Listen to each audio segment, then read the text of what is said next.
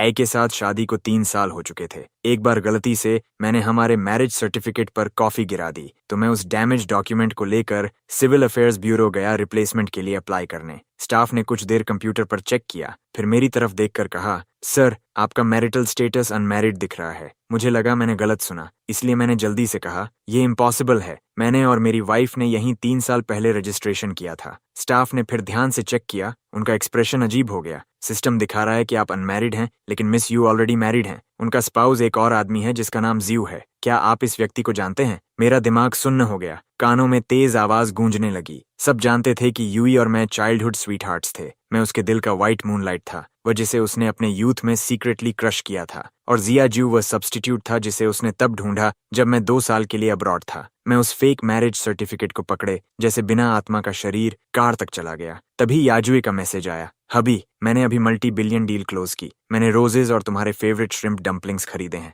I miss you so much. Do you miss मी? मैं उस message को देखता रहा, फिर अचानक हंस पड़ा, इतना कि आंखों से आंसू बहने लगे। पिछले 3 साल से वह हर दिन मुझसे पूछती थी कि क्या मैं उसे मिस करता हूँ, लेकिन सच्चाई यह थी कि वह पहले ही किसी और की लीगल वाइफ बन चुकी थी। मुझे याद आया जब हम छोटे थे, एक बार मुझे कोल्ड हो गया था और मैं किंडरगार्टन नहीं जा पाया। जब उसे पता चला, वह रो पड़ी और खुद भी स्कूल जाने से मना कर दिया, इंसिस्ट करते हुए कि वह घर पर रहकर मेरी देखभाल करेगी। कहती थी कि मेरे बिना उसे डर लगता है। मेरे 15th बर्थडे पर वह पूरी रात बारिश में नीचे खड़ी रही, सिर्फ मुझे सबसे पहले विश करने के लिए। 18 की एज सेरेमोनी पर फायरवर्क्स के नीचे उसने मुझे गले लगाया और कहा, लिनवान, जब मैं 22 की हो जाऊंगी हम शादी करेंगे। मैंने कहा, ओके। जब मैं पढ़ाई के लिए अब्रॉड गया, उसने मुझे लाल आंखों से गले लगाकर कहा, 2 साल, मैं तुम्हें सिर्फ 2 साल दे रही हूँ। टाइम पूरा होते ही मैं तुम्हें वापस ले आऊंगी। उन 2 सालों में हम लगभग हर दिन वीडियो कॉल करते थे। एक बार मैं थीसिस में बिजी था और 3 दिन कॉल नहीं उठा पाया। जब हमने फिर बात की, वह डिप्रेशन के कारण हॉस्पिटल में एडमिट थी।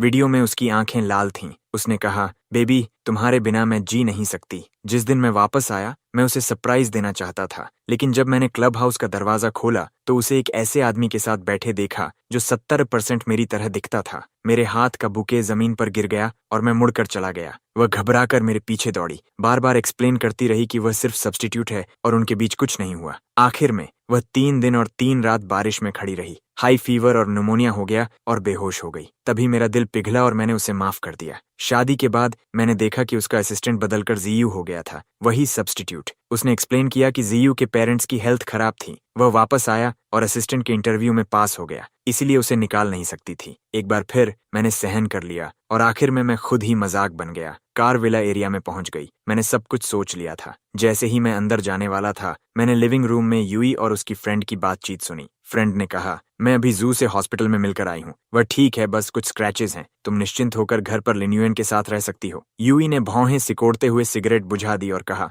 मैंने कितनी बार कहा है मेरे घर में स्मोकिंग नहीं। लिनुआन को स्मोक की स्मेल पसंद नहीं है। फ्रेंड ने उसे टीज किया और पूछा कि अगर वह उसे सिर्फ सब्स्टिट्यूट मानती है तो जिया जू से मैरिज रजिस्टर क्यों किया। ये ने कहा, तो क्या हुआ अगर नहीं मानती? पहले मैं सोचती थी कि वह सिर्फ सब्स्टिट्यूट है। लुआन के लौटने के बाद मुझे उसकी जरूरत नहीं होगी, लेकिन उसके जाने के बाद मैं लगभग हर रात उसके सपने देखती थी। इसलिए मैंने उसे असिस्टेंट बनाकर वापस बुलाया। मैं लिनुआन के बिना नहीं रह सकती, लेकिन शू को भी छोड़ नहीं सकती। लुआन खुलकर मेरा हस्बैंड हो सकता है, लेकिन जू सिर्फ शैडोज में रह सकता है। तो अगर मैं उसे एक टाइटल देकर कॉम्पेंसेट कर दूं तो क्या फर्क पड़ता है? फ्रेंड ने आह भरते हुए कहा कि उसे डर है कि मैं सच जान जाऊंगा। यूई ने मजबूती से कहा, तो उसे कभी पता मत चलने देना। मैं दरवाजे के बाहर खड़ा था। ऐसा लग रहा था जैसे मेरे शरीर का सारा खून जम गया हो। मैंने सोचा था कि मैं अंदर जाकर उसे सवाल करूंगा, लेकिन मैं मुंह तक नहीं खोल पाया। तो यह है एक्सट्रीम पेन, जैसे दिल को निकाल लिया गया हो, फिर भी वह धड़कता रहे। मुझे याद आया उसका घर से निकलने से पहले किस करना, उसका ड्रंक होने पर मुझ पर डिपेंड करना,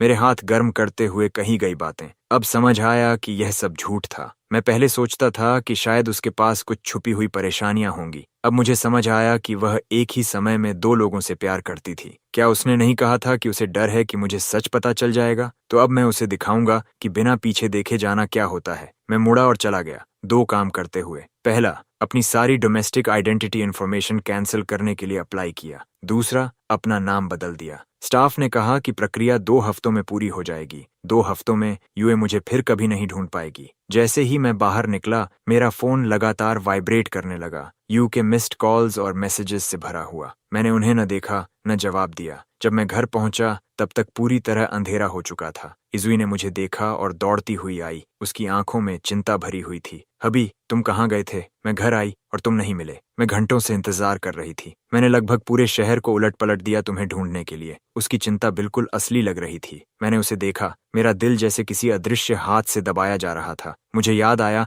जब हाई स्कूल में उसने मैथ कंपटीशन में हिस्सा लिया था। मैंने उसके मैसेज का देर से जवाब दिया और वह एग्जाम छोड़कर मुझे ढूंढने वापस आ गई थी। वह सच में कभी मुझसे इतना प्यार करती थी, लेकिन वह प्यार एक्सक्लूसिव नहीं था। मेरा गला भर आया और मैंने शांत स्वर में कहा, मैं कुछ चीजें खरीदने गया था, तुम्हें बताना भूल गया, सॉरी। उसने राहत की सांस ली, मुझे गले लगा लिया और कहा कि वह मुझे ब्लेम नहीं करती, वह बस चिंतित थी, और बोली कि वह मेरा favourite sweet and Sawar pork ribs और स्टीम्ड सी बैस बनाएगी। जैसे ही वह किचन में गई, उसका फोन बजा। मैंने देखा कि जियू का कॉल था। उसके एक्सप्रेशन में हल्का बदलाव आया। उसने नाइफ नीचे रखा और जल्दी से अपने हाथ पोंछे। कहा कि उसे कंपनी में काम है और उसे जाना होगा। मेरे माथे को किस किया और कहा कि मैं पहले खा लूं, लेकिन मैंने उसकी बात नहीं मानी। मैं बाहर गया और टैक्सी लेकर उसका पीछा किया। जैसा कि मैंने सोचा था, वह कंपनी नहीं गई बल्कि हॉस्पिटल पहुंची। वीआईपी वार्ड में पूरे फ्लोर का कॉरिडोर खाली कराया गया था। हॉस्पिटल डायरेक्टर उसके सामने झुककर माफी मांग रहा था। कह रहा था कि वे जियू का ठीक से ध्यान नहीं रख पाए और वह बाथरूम में गिर गया। याई का चेहरा सख्त हो गया। उसने ठंडे स्वर में कहा, अगर अगली बार ऐसा हुआ तो यह हॉस्पिटल खुला नहीं रहेगा। मैं एक कोने में छिपा खड़ा था, अपने नाखून हथेलियों में गड़ा रहा था। उसकी फ्रेंड ने कहा था कि जियू को बस मामूली खरोंचें आई हैं,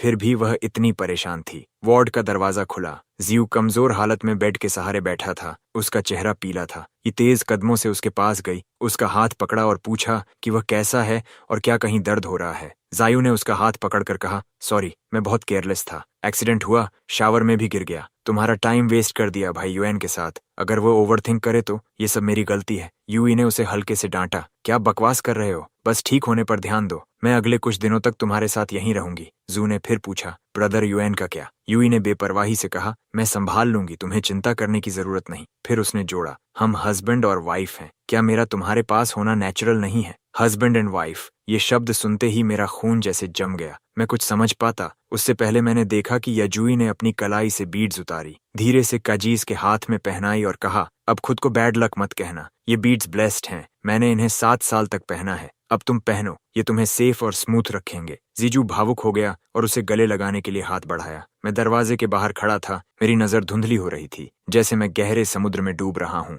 वह बीड्स तब की थी जब मैं 18 साल का था। 3 कदम पर एक बो, 9 कदम पर एक कौटाव। पहाड़ के नीचे से मंदिर की चोटी तक घुटनों के बल चढ़कर मैंने इसे मांगा था। उस दिन तेज बारिश हो रही थी। मैं तब तक घुटनों के बल चढ़ता रहा जब तक मेरे घुटनों से खून नहीं निकलने लगा और हथेलियां छिल नहीं गईं। तब जाकर एबर्ट ने इसे ब्लेस किया। जब मैं वापस आया, यूए ने मेरी हालत देखी। उसकी आंखें लाल हो गईं। उसने मुझे गले लगाकर कहा, लिनुआन, क्या तुम पागल हो? किसने कहा था तुम्हें इतना सहने के लिए? मैं मुस्कुराया और बीड्स उसकी कलाई पर पहनाते हुए कहा कि यह उसे सुरक्षित रखेगा। उसने मुझे हल्के से किस किया और कहा कि वह इसे हमेशा पहनेगी, लेकिन आज उसने खुद ही वो बीड्स किसी और को दे दिए। मेरा दिल ऐसा लग रहा था जैसे किसी कुंद चाकू से काटा जा रहा हो। इतना दर्द कि सांस लेना मुश्किल हो जाए। पता चला उसका फॉरएवर सिर्फ 7 साल का था। मैं मुड़ा और दूर चला गया, लड़खड़ाते हुए। जब मैं घर पहुंचा तब देर रात हो चुकी थी। जैसे ही मैं अंदर गया, मेरा फोन बजा। ये यी का मैसेज था, हबी, कंपनी में कुछ आ गया है।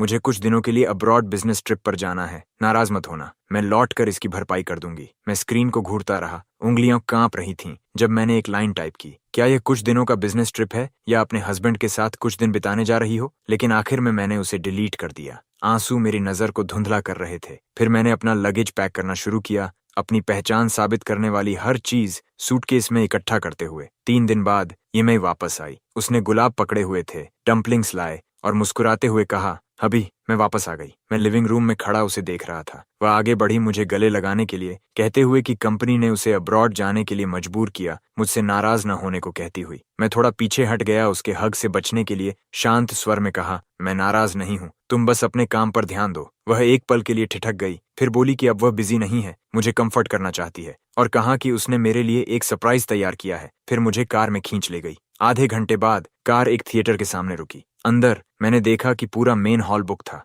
आसपास लोग फुसफुसा रहे थे कि यूए ने मेरे लिए पूरा थिएटर बुक किया, मेरी पसंदीदा ऑर्केस्ट्रा को बुलाया जिसकी लागत 10 बिलियन से ज्यादा थी। मैं चमकदार रोशनी के नीचे खड़ा था, कानों में सबकी तारीफ गूंज रही थी। मेरी आंखों के सामने यूई की जेंटल स्माइल थी, लेकिन मेरा दिल बेहद ठंडा था। उसने मुझे ग्रैंड रोमांस दिया, लेकिन किसी और को मैरिज टाइटल दिया। मुझे सबकी प्रशंसा में जीने दिया, लेकिन किसी और आदमी को उसके मैरिज सर्टिफिकेट पर आने दिया। मैं थिएटर की वीआईपी रो में बैठा था, मेरे कानों में मधुर संगीत बज रहा था। ये मेरे पास बैठी थी। उसने मेरा कोट ठीक किया, पूछते हुए कि क्या मुझे ठंड लग रही है। मैंने सिर हिलाया। अचानक मेरे पेट में दर्द उठा और मैं सिकुड़ गया। ये ने तुरंत नोटिस किया, पूछते हुए कि क्या मेरा पेट फिर दर्द कर रहा है। मैंने सिर हिलाया। उसने अपना हाथ मेरे पेट पर रखा, गिल्टी होकर पूछा कि क्या बहुत दर्द हो रहा है और क्या मैं घर जाना चाहता हूँ। मैंने फिर सिर हिलाया। वह मुझे मना नहीं सकी तो उसे कॉल करके अपने असिस्टेंट से स्टमक मेडिसिन लाने को कहना पड़ा। आधे घंटे बाद जियू आया। उसके हाथ में पेपर बैग था, बाल थोड़े गीले, चेहरा पीला था। उसने लिन फैन को कॉल किया। जियू ने समझाया कि असिस्टेंट लिन एक प्रोजेक्ट नेगोशिएट करने में बिजी थी। उसे डर था कि मैं बहुत दर्द में हूँ और यूजू मेरे इंतजार में एंग्शियस हो जाएगी, इसलिए वह खुद ले आया। यह भी जोड़ते हुए कि बाहर बारिश हो रही थी और वह अम्ब्रेला नहीं लाया, लेकिन उसने सामान को अच्छे से बचा कर रखा। यूई ने पेपर बैग लिया और मुझे देते हुए कहा, चलो मेरे साथ थोड़ा हॉट वाटर लेने चलो। मेडिसिन लेने के बाद मैं रेस्टरूम गया। जब मैं बाहर आया मुझे यूई कहीं नहीं दिखी। जैसे ही मैं जाने वाला था मुझे पास वाले रेस्टरूम से आवाजें सुनाई दी। मैं चेक करने गया और अंदर यूई और सायू को देखा। ये दृश्य देखकर मेरे अंदर एक चुभता हुआ दर्द उठा। मुझे हमारी पहली किस याद आई 18 साल की उम्र में। फायरवर्क्स के नीचे उसने सावधानी से पूछा था कि क्या वह मुझे किस कर सकती है। मैं शर्मा गया और सिर हिलाया। वह पंजों पर खड़ी हुई और मुझे धीरे से किस किया, जैसे किसी खजाने को संजो रही हो। मुझे हमारी पहली रात भी याद आई। मैंने खुद को रोका और सहा, उसे हर्ट करने के डर से, और उसने खुद पहल की मेरी मदद करने के लिए। लेकिन अब वह किसी और के साथ एक रेस्ट रूम में इंटीमेट थी। मैं इतना दर्द में था कि ठीक से खड़ा नहीं रह पाया। पीछे लड़खड़ाया और गलती से दीवार के पास रखे डेकोरेटिव वास से टकरा गया। ये की ठंडी आवाज गूंजी, बाहर कौन है? ये मेरे पीछे आई, लेकिन उसे सिर्फ एक टबियात कोने में बैठा दिखा। जिहियू उसके पीछे आया। उसे कहा कि वह मेरे साथ जाए और वह खुद टैक्सी लेकर चला जाएगा। ई ने भौहें सिकोड़ी और कहा, इतनी तेज बारिश में वह उसे टैक्सी लेने नहीं देगी, उसे अपने पास रखना चाहती है। जियू ने फिर मेरा जिक्र किया। ई ने कहा, तुम्हारी वाइफ कौन है? फिर उसने अपनी बाहें उसके गले में डाल दी। जियू ने धीरे से कहा, तुम। यूई ने उसका हाथ पकड़ा और उसे वापस थिएटर की ओर ले गई। थिएटर में वापस मैं अभी भी अपनी सीट पर बैठा था, संगीत सुन रहा था। यूई ने राहत की सांस ली, जू को खींचकर मेरे पास बैठाया, समझाते हुए, बाहर बहुत बारिश हो रही है। जू को भी म्यूजिक सुनना पसंद है, इसलिए मैंने उसे यहीं रख लिया। मैंने हल्की आवाज में हामी भरी, उसे एक्सपोज नहीं किया। पूरे कॉन्सर्ट के दौरान यूए मेरी बहुत ध्यान से देखभाल करती रही। पूछती रही कि क्या मुझे ठंड लग रही है, एयर कंडीशनिंग एडजस्ट करने में मदद करती रही। पूछती रही कि क्या मैं जल्दी घर जाकर आराम करना चाहता हूँ, लेकिन मुझे पता था उसका लेफ्ट हैंड जाजुस के साथ कसकर इंटरलेस्ड था। मुझे याद आया पहली बार जब हमने हाथ पकड़ा था, 16 साल की एक सर्द रात। वह दीवार चढ़कर मेरे घर के नीचे आई, अपना हाथ बढ़ाया, मुझसे उसे गर्म करने को कहा। मैं हंसा और उसे बेशर्म कहा, लेकिन फिर भी उसका हाथ पकड़ लिया। उसने कसकर पकड़ लिया, कभी छोड़ा नहीं। तब उसकी आंखों में सिर्फ मैं था। अब वह एक हाथ से मेरा और दूसरे से किसी और का हाथ पकड़े हुए है। एक आंसू अपने आप गिर पड़ा। यूए ने तुरंत नोटिस किया, अपनी उंगली से मेरे गाल को पोंछा, पूछा क्या हुआ। मैंने चुपचाप मुस्कुराते हुए कहा, म्यूजिक बहुत मूविंग है। यूई ने हल्की मुस्कान के साथ कहा, तुम सच में सेंटिमेंटल हो। कॉन्सर्ट खत्म हुआ। यूए ने मुझे जाने नहीं दिया। उसने लोगों से बहुत कीमती इंस्ट्रूमेंट्स का ढेर मंगवाया, कहते हुए मैंने कभी इन इंस्ट्रूमेंट्स की तारीफ की थी, इसलिए उसने सब खरीद ली। स्टाफ भी पास खड़ा था और कह रहा था कि उसने इन इंस्ट्रूमेंट्स को पाने के लिए बहुत मेहनत की। जियू एक तरफ खड़ा था, उसकी नजर थोड़ी अजीब थी। मैं कुछ कहने ही वाला था कि जीजू ने अचानक पास की डेकोरेटिव रोप खींच दी। स्टाफ चिल्लाया, उसे मत खींचो, लेकिन तब तक देर हो चुकी थी। ऊपर का लाइटिंग रिग और साउंड इक्विपमेंट गिरने लगा। उस एक पल में मैंने जल्दी से जियायू को अपनी बाहों में खींचा और साइड में लुढ़क गया। मैं वहीं जड़ हो गया, बेबस होकर देखता रहा कि काली छाया मेरे ऊपर गिर रही है। एक तेज आवाज के साथ भयानक दर्द हुआ और मैं जमीन पर गिर पड़ा। आखिरी चीज जो मैंने सुनी वह यूईवीज की घबराई हुई चीख थी, लिनुअन। लेकिन मुझे पता था कि वह जिसको पकड़े हुए थी वह कोई और था। मैंने एक बहुत लंबा सपना देखा। सपने में 14 साल की यीवी अपनी स्कूल यूनिफॉर्म में थी। उसके होंठ के कोने पर चोट थी, लेकिन उसकी मुस्कान जिद्दी थी। मैंने उसके लिए मेडिसिन लगाया, लाल आंखों से उसे डांटा, लेकिन उसने कैजुअली कहा, कोई मुझे बुली नहीं कर सकता। मुझे अपना फ्यूचर हस्बैंड कहते हुए कहती कि उसके रहते मुझे कोई हर्ट नहीं कर सकता। सपने में मैं आंसुओं में डूबा उसका नाम पुकार रहा था। लेकिन वह जैसे सुन ही नहीं रही थी। मेरा हाथ पकड़कर दूर जा रही थी। सीन फिर रियलिटी में बदल गया। यूए ने जू को प्रोटेक्ट किया, मुझे कुचलने के लिए छोड़ दिया। ताज़ा खून ने मेरी नज़र को लाल कर दिया। मैं झटके से जाग गया। आंसू तकिए को भिगो रहे थे। संभलने से पहले मैंने हॉस्पिटल रूम में देखा, जू अपने चेहरे को ढके हुए पछतावे से कह रहा था, मैं क्या करूं? ये सब मेरी गलती है। मुझे वह रोप नहीं खींचनी चाहिए थी। अगर मैं नहीं खींचता, ब्रदर यूएन हर्ट नहीं होता। आप जो भी चाहें वह स्वीकार करेगा। यूई बेबस होकर उसके आंसू पूछ रही थी। सच? शीजू ने सिर हिलाया। मैं जिम्मेदारी लेना चाहता हूँ। यूई मुस्कुराई और उसे वाइफ कहने को कहा। जू हिचकिचाया, फिर धीरे से कहा, वाइफ। यूई ने उसका सिर थपथपाया, उसे अपनी बात सुनने को कहा। उसके पास इसे संभालने का तरीका है, उसे अब चिंता न करने को कहा। च्यू के जाने के बाद मैंने गलती से बेड साइड पर रखा पानी का ग्लास गिरा दिया। आवाज के साथ यूई मुड़ी और देखा कि मैं जाग गया हूँ। वह जल्दी से मेरे पास आई, चिंता से पूछने लगी कि मैं कैसा हूँ, कहीं दर्द तो नहीं, और मेरा हाथ पकड़कर अफसोस से कहा, मैंने उस समय पर्सन को गलत समझ लिया। मैंने आंखें बंद कर लीं, उसे एक्सपोज नहीं किया, बस धीरे से पूछा, जू कहाँ है? यीस का एक्सप्रेशन थोड़ा बदला, समझाते हुए, उसका मतलब नहीं था। मैंने उसे बहुत सख्ती से पनिश किया है। मुझे अभी का सीन याद आया, सोचते हुए कि क्या यही उसका पनिशमेंट है, लेकिन मैंने कुछ नहीं कहा। मैंने गुस्से में उसे क्वेश्चन नहीं किया, न ही चिल्लाकर आरोप लगाया। मैंने बस शांत स्वर में कहा, मुझे भूख लगी है। ये ठिठक गई। मेरी आंखों में देखते हुए आखिरकार समझ गई कि मेरे अंदर कुछ गलत है। एक ठहरे हुए पानी की तरह शांत मैंने फिर दोहराया, मुझे भूख लगी है। उसके विचारों को तोड़ते हुए वह बस हल्के से सिर हिला सकी। कहा कि वह मेरे लिए खाना लेने जाएगी। फिर कार कीज उठाई और जल्दी से बाहर चली गई। दरवाजा बंद होते ही मेरे आंसू अब और नहीं रुके और बहने लगे, लेकिन मैंने तुरंत उन्हें पोंछ दिया। मैंने खिड़की के बाहर देखा। सूरज तेज चमक रहा था, लेकिन वह मेरे दिल तक नहीं पहुंच पा रहा था। प्यार लोगों को पागल बना देता है, नफरत लोगों को छोड़ने नहीं देती और सीन क्रिएट करवाती है। लेकिन अब मेरे पास ये के लिए न प्यार बचा था न नफरत। ये ने अपना सारा काम छोड़ दिया। हॉस्पिटल में रहकर मेरी देखभाल की, एक कदम भी दूर नहीं गई। अपने हाथों से मुझे खाना खिलाया, मेरे लिए मेडिसिन लगाई। रात के बीच में चेक किया कि कहीं मैंने ब्लैंकेट तो नहीं हटा दिया, लेकिन मैं पूरे समय शांत रहा। जिस दिन मुझे डिस्चार्ज किया गया, यूए ने मेरे लिए एक ग्रैंड बैंक्वेट ऑर्गेनाइज किया, मेरी रिकवरी सेलिब्रेट करने के लिए। बैंक्वेट हॉल शानदार और भव्य था। शैंपेन टावर्स पहाड़ों जितनी ऊंची लगी थीं। गेस्ट सब एडमिरेशन से भरे हुए थे। कुछ कह रहे थे कि वह मुझे हद से ज्यादा स्पॉइल करती है, और गिफ्ट्स सब लिमिटेड एडिशंस थे, कुछ ऑक्शन से हाई प्राइस पर लाए गए थे। मैं भीड़ के बीच खड़ा था, मेरे चेहरे पर एक भी स्माइल नहीं थी। यूए मुझे एक कोने में ले गई, धीरे से पूछा, क्या मैं अभी भी नाराज हूँ? उसने कहा कि उस समय उसने सच में पर्सन को गलत समझ लिया था। मुझसे पूछा कि मुझे उसे माफ करने के लिए उसे क्या करना होगा। वह कुछ भी करने को तैयार थी। मैंने उसकी तरफ देखा, अचानक हंस पड़ा, कहा, ठीक है, एक्सू को फायर कर दो। याजू का एक्सप्रेशन थोड़ा बदल गया, उसकी टोन कुछ नरम हुई। कहा, जू की फैमिली सिचुएशन मुश्किल है, उसके पेरेंट्स बीमार हैं, इतना हार्टलेस होने की जरूरत नहीं। मैं उसे चुपचाप देखता रहा। अभी उसने कहा था कि वह कुछ भी करने को तैयार है, लेकिन जैसे ही बात जायू की आई, वह अपनी बात से मुकर गई। तभी उसका फोन बजा। ये जायू का कॉल था। फोन पर वह चिल्लाया, प्रेसिडेंट येई, मुझे बचाओ, किसी ने थग्स हायर किए हैं, वे कहते हैं कि वे मुझे मारना चाहते हैं। यी का एक्सप्रेशन अचानक बदल गया। उसने पूछा, वह कहाँ है? कॉल कट गया। उसने वापस कॉल किया, लेकिन कनेक्ट नहीं हुआ। उसकी आंखों में चिंता से शक आया, फिर दबा हुआ गुस्सा बन गया। उसने मुझसे पूछा, जियाओ कहाँ है? मेरा दिल कस गया। मैंने कांपती आवाज में पूछा, क्या तुम मुझ पर शक कर रही हो? वह कुछ पल चुप रही, बोली, ये बस इमरजेंसी सिचुएशन है। मैंने फिर पूछा, क्या तुम्हें लगता है मैंने किया? उसने फिर भी साफ जवाब नहीं दिया। मैं अचानक हंस पड़ा, लेकिन मेरी आंखों की गहराई बर्फ जैसी ठंडी थी। मैंने पूछा, तुम्हारा और शिव का रिश्ता आखिर है क्या? वह भौहें चढ़ाकर बोली, अभी यह लाइफ एंड डेथ का मामला है, मुझे जेलस मत बनो। मैंने धीरे से कहा, क्या तुम्हें लगता है यह जेलसी है? उसने गहरी सांस ली, धीरे से पूछा, क्या तुमने किया? मैंने उसे बीच में रोका, मजबूती से कहा, यह मैंने नहीं किया। मैं आखिरी बार कह रहा हूँ, मुझे नहीं पता वह कहाँ है, और मैंने किसी को उसे छूने के लिए नहीं भेजा। यीजुई पूरी तरह गुस्से में आ गई। उसने कहा, वह मुझे कभी जानती ही नहीं थी। फिर मेरा हाथ झटक दिया। मैं कुछ कदम लड़खड़ा गया।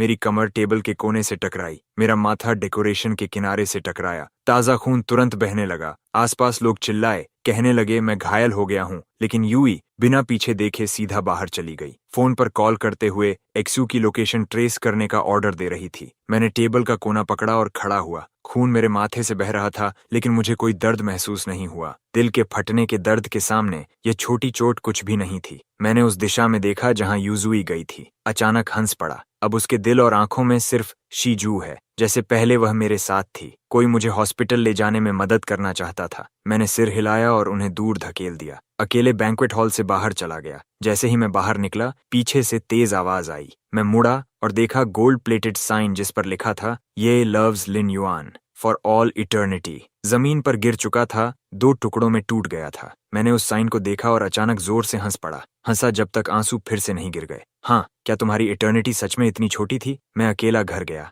माथे के घाव को साफ करने के बाद मैंने अपना सामान पैक करना शुरू किया। मॉडल्स, रिंग्स और वॉचेस जो यूजुई ने दिए थे, कार्ड्स, उसने लिखे हुए हमारे फोटो एल्बम्स, उससे जुड़ी हर चीज कार्डबोर्ड बॉक्सेस में रख दी। बार बार नीचे जाकर उन्हें ट्रैश बिन में फेंकता रहा। आखिरी बॉक्स फेंकने के बाद रात की हवा ने बर्फ के टुकड़े मेरे गाल पर उड़ाए। मैं स्ट्रीट लैंप के नीचे खड़ा था, सोच रहा था ये सब कितना रिडिक्युलस है। जो यादें कभी जूल्स जैसी थीं, अब गार्बेज बन गई थीं। जैसे ही मैं मुड़ा, मेरे सिर पर एक सैक डाल दिया गया। मेरी गर्दन के पीछे तेज दर्द हुआ। सब कुछ अंधेरा हो गया। फिर मैं बेहोश हो गया। जब मैं जागा, मैं अभी भी सैक के अंदर था। मेरे हाथ पीछे बंधे थे। मेरे मुंह में कपड़ा ठूंसा हुआ था। सैक के एक गैप से मैंने देखा यूए और जायू एक सोफा पर बैठे थे, एक रेज्ड प्लेटफॉर्म पर, बॉडीगार्ड से घिरे हुए। एक बॉडीगार्ड ने रिपोर्ट किया कि उन्होंने उसे पकड़ लिया है। वो उन गुंडों का लीडर था जिन्हें मैंने कथित तौर पर जायू को तंग करने के लिए भेजा था। सीआईयू ने ये जीवी का हाथ पकड़ा, धीरे से बोला, जीवी, शायद इसे जाने दो, तुम समय पर आ गई।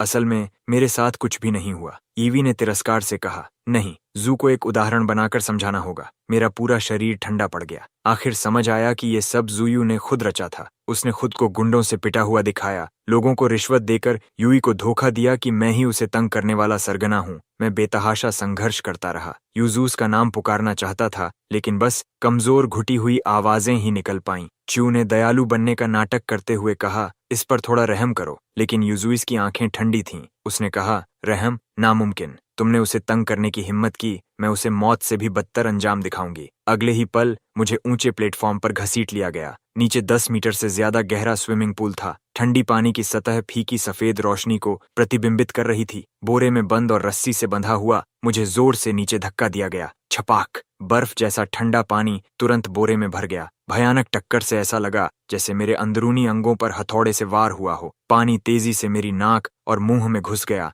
मुझे घोंटते हुए जब तक सब अंधेरा नहीं हो गया। मेरे फेफड़े ऐसे लग रहे थे जैसे अनगिनत सुइयों से चुभ रहे हों। इतना दर्द कि मैं खुद ब खुद सिकुड़ गया। बचाओ, मदद करो! मेरी कमजोर पुकार पानी में डूब गई। बोरा पानी सोख कर और भारी होता गया, जैसे शीशे का बोझ मुझे नीचे खींच रहा हो। मैंने पूरी ताकत से संघर्ष किया, लेकिन रस्सी और कसती गई। मुझे लगभग दम घुटने तक जकड़ लिया। तभी जब मेरी चेतना धुंधली पड़ रही थी, अचानक रस्सी खींची गई। मुझे बेरहमी से पानी से बाहर घसीटा गया। खांसी, खांसी। मैं जोर से खांसने लगा। मेरे फेफड़ों से निकला पानी खून के साथ मिलकर बाहर उछला। सांस संभालने का मौका भी नहीं मिला था कि मुझे फिर से नीचे धक्का दिया गया। 1 बार, 2 बार, 3 बार। हर गिरावट बर्फीली गुफा में गिरने जैसी थी। हर बार ऊपर खींचना, जैसे जिंदा चमड़ी उधेड़ना। बार बार ये एक जीवित नरक था। मेरी चेतना धुंधली होती जा रही थी। कानों में बस भनभनाहट रह गई थी। मेरे फेफड़े जल रहे थे जैसे अगले ही पल फट जाएंगे। मुझे नहीं पता कितनी बार मुझे ऊपर खींचा गया। जीयू आखिर सहन नहीं कर पाया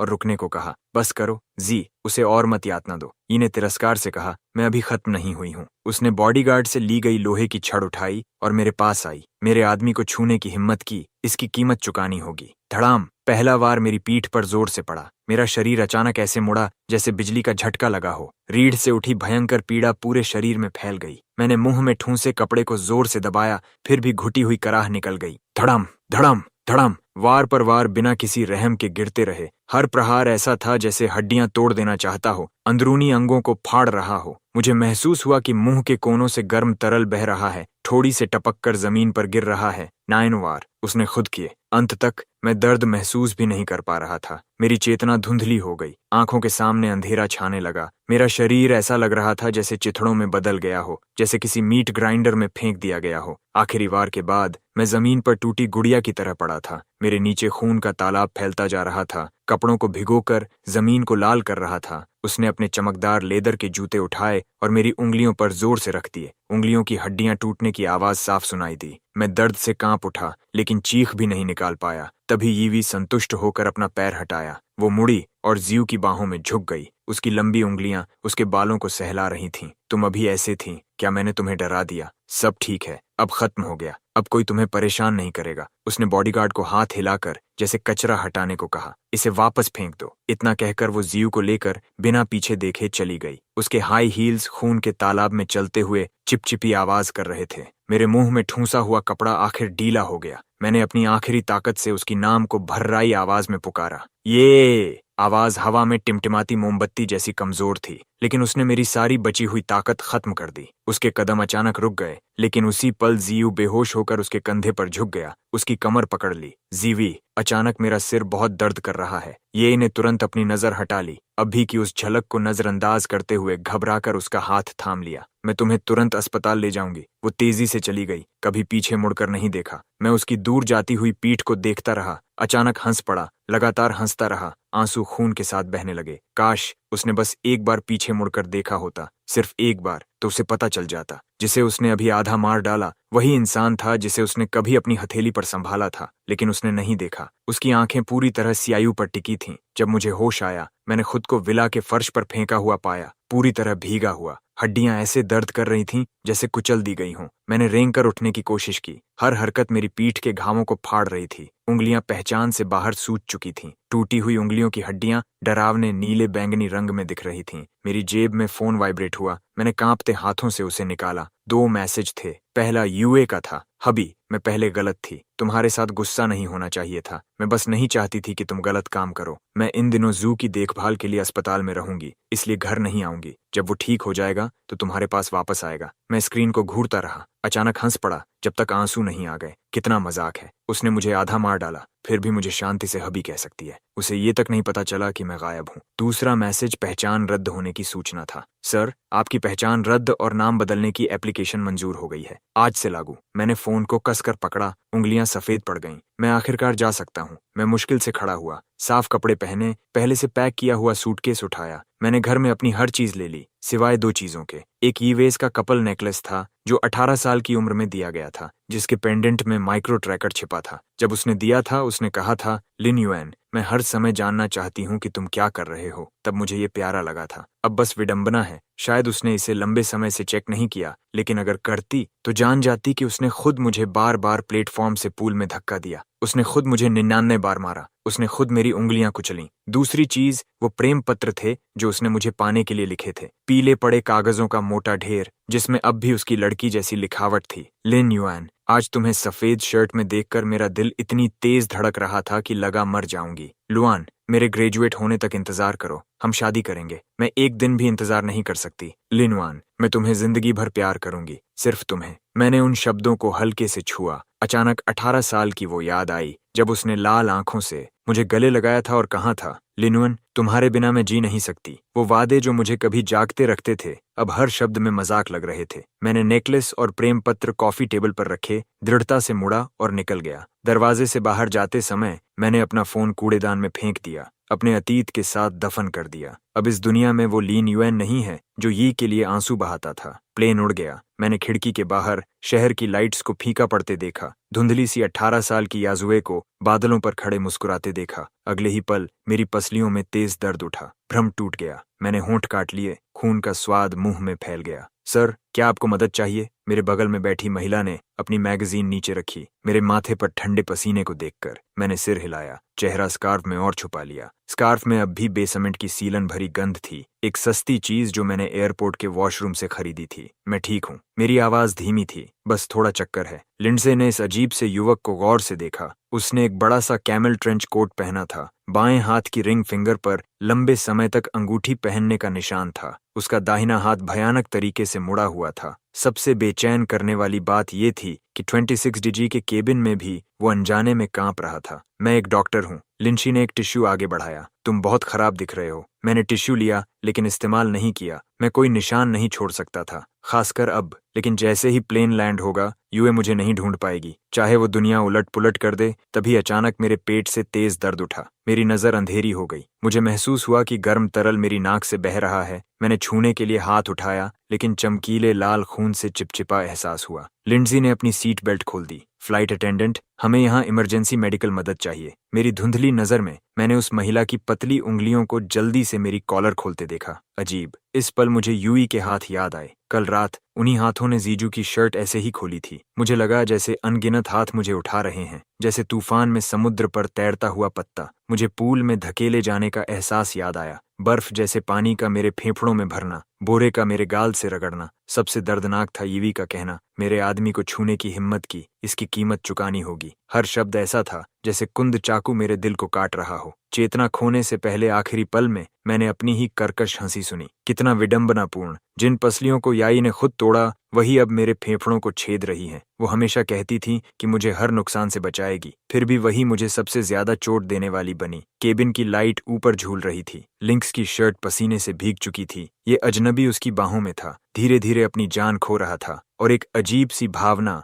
उसे चुपचाप देखने नहीं दे रही थी। फ्लाइट अटेंडेंट ने धीरे से पूछा, डॉक्टर, क्या हमें इमरजेंसी लैंडिंग करनी चाहिए? कोमोस! मैं अचानक जोर से कांप उठा। लिंग्स ने मुझे संभाला, मुड़कर कहा, एयरपोर्ट से एम्बुलेंस तैयार करने को कहो। मरीज को कई फ्रैक्चर और अंदरूनी ब्लीडिंग है। इससे पहले कि वो पूरी बात कहती, उसकी कलाई अचानक पकड़ ली गई। मेरी सुस्त आंखें एक पल के लिए साफ हो गईं। लायने ने उनमें एक भयानक दृढ़ता देखी। कोई अस्पताल नहीं। हर शब्द के साथ मेरे मुंह के कोनों से खून के बुलबुले निकल रहे थे। मैं आपसे विनती करता हूँ। लिंसी स्तब्ध रह गई, फिर अनजाने में सिर हिला दिया। मेरे पास शहर के बाहर एक नर्सिंग होम है। जब मुझे होश आया तो मुझे एंटीसेप्टिक की गंध आई। धूप पतले पर्दों से छनकर बेड पर गिर रही थी। मैं छत को खाली नजरों से देखता रहा, समझ नहीं पा रहा था कि ये सपना है या हकीकत। जाग गए। एक कोमल महिला आवाज आई। मैंने सिर घुमाया और शांत आंखों से सामना हुआ। महिला मेडिकल चार्ट पकड़े थी। मुझे जागते देख उसने उसे बंद कर दिया। उसकी आवाज शांत थी। तुम्हें अंदरूनी ब्लीडिंग हुई थी और प्लेन में कोमा में चले गए थे। मैंने इमरजेंसी ट्रीटमेंट किया।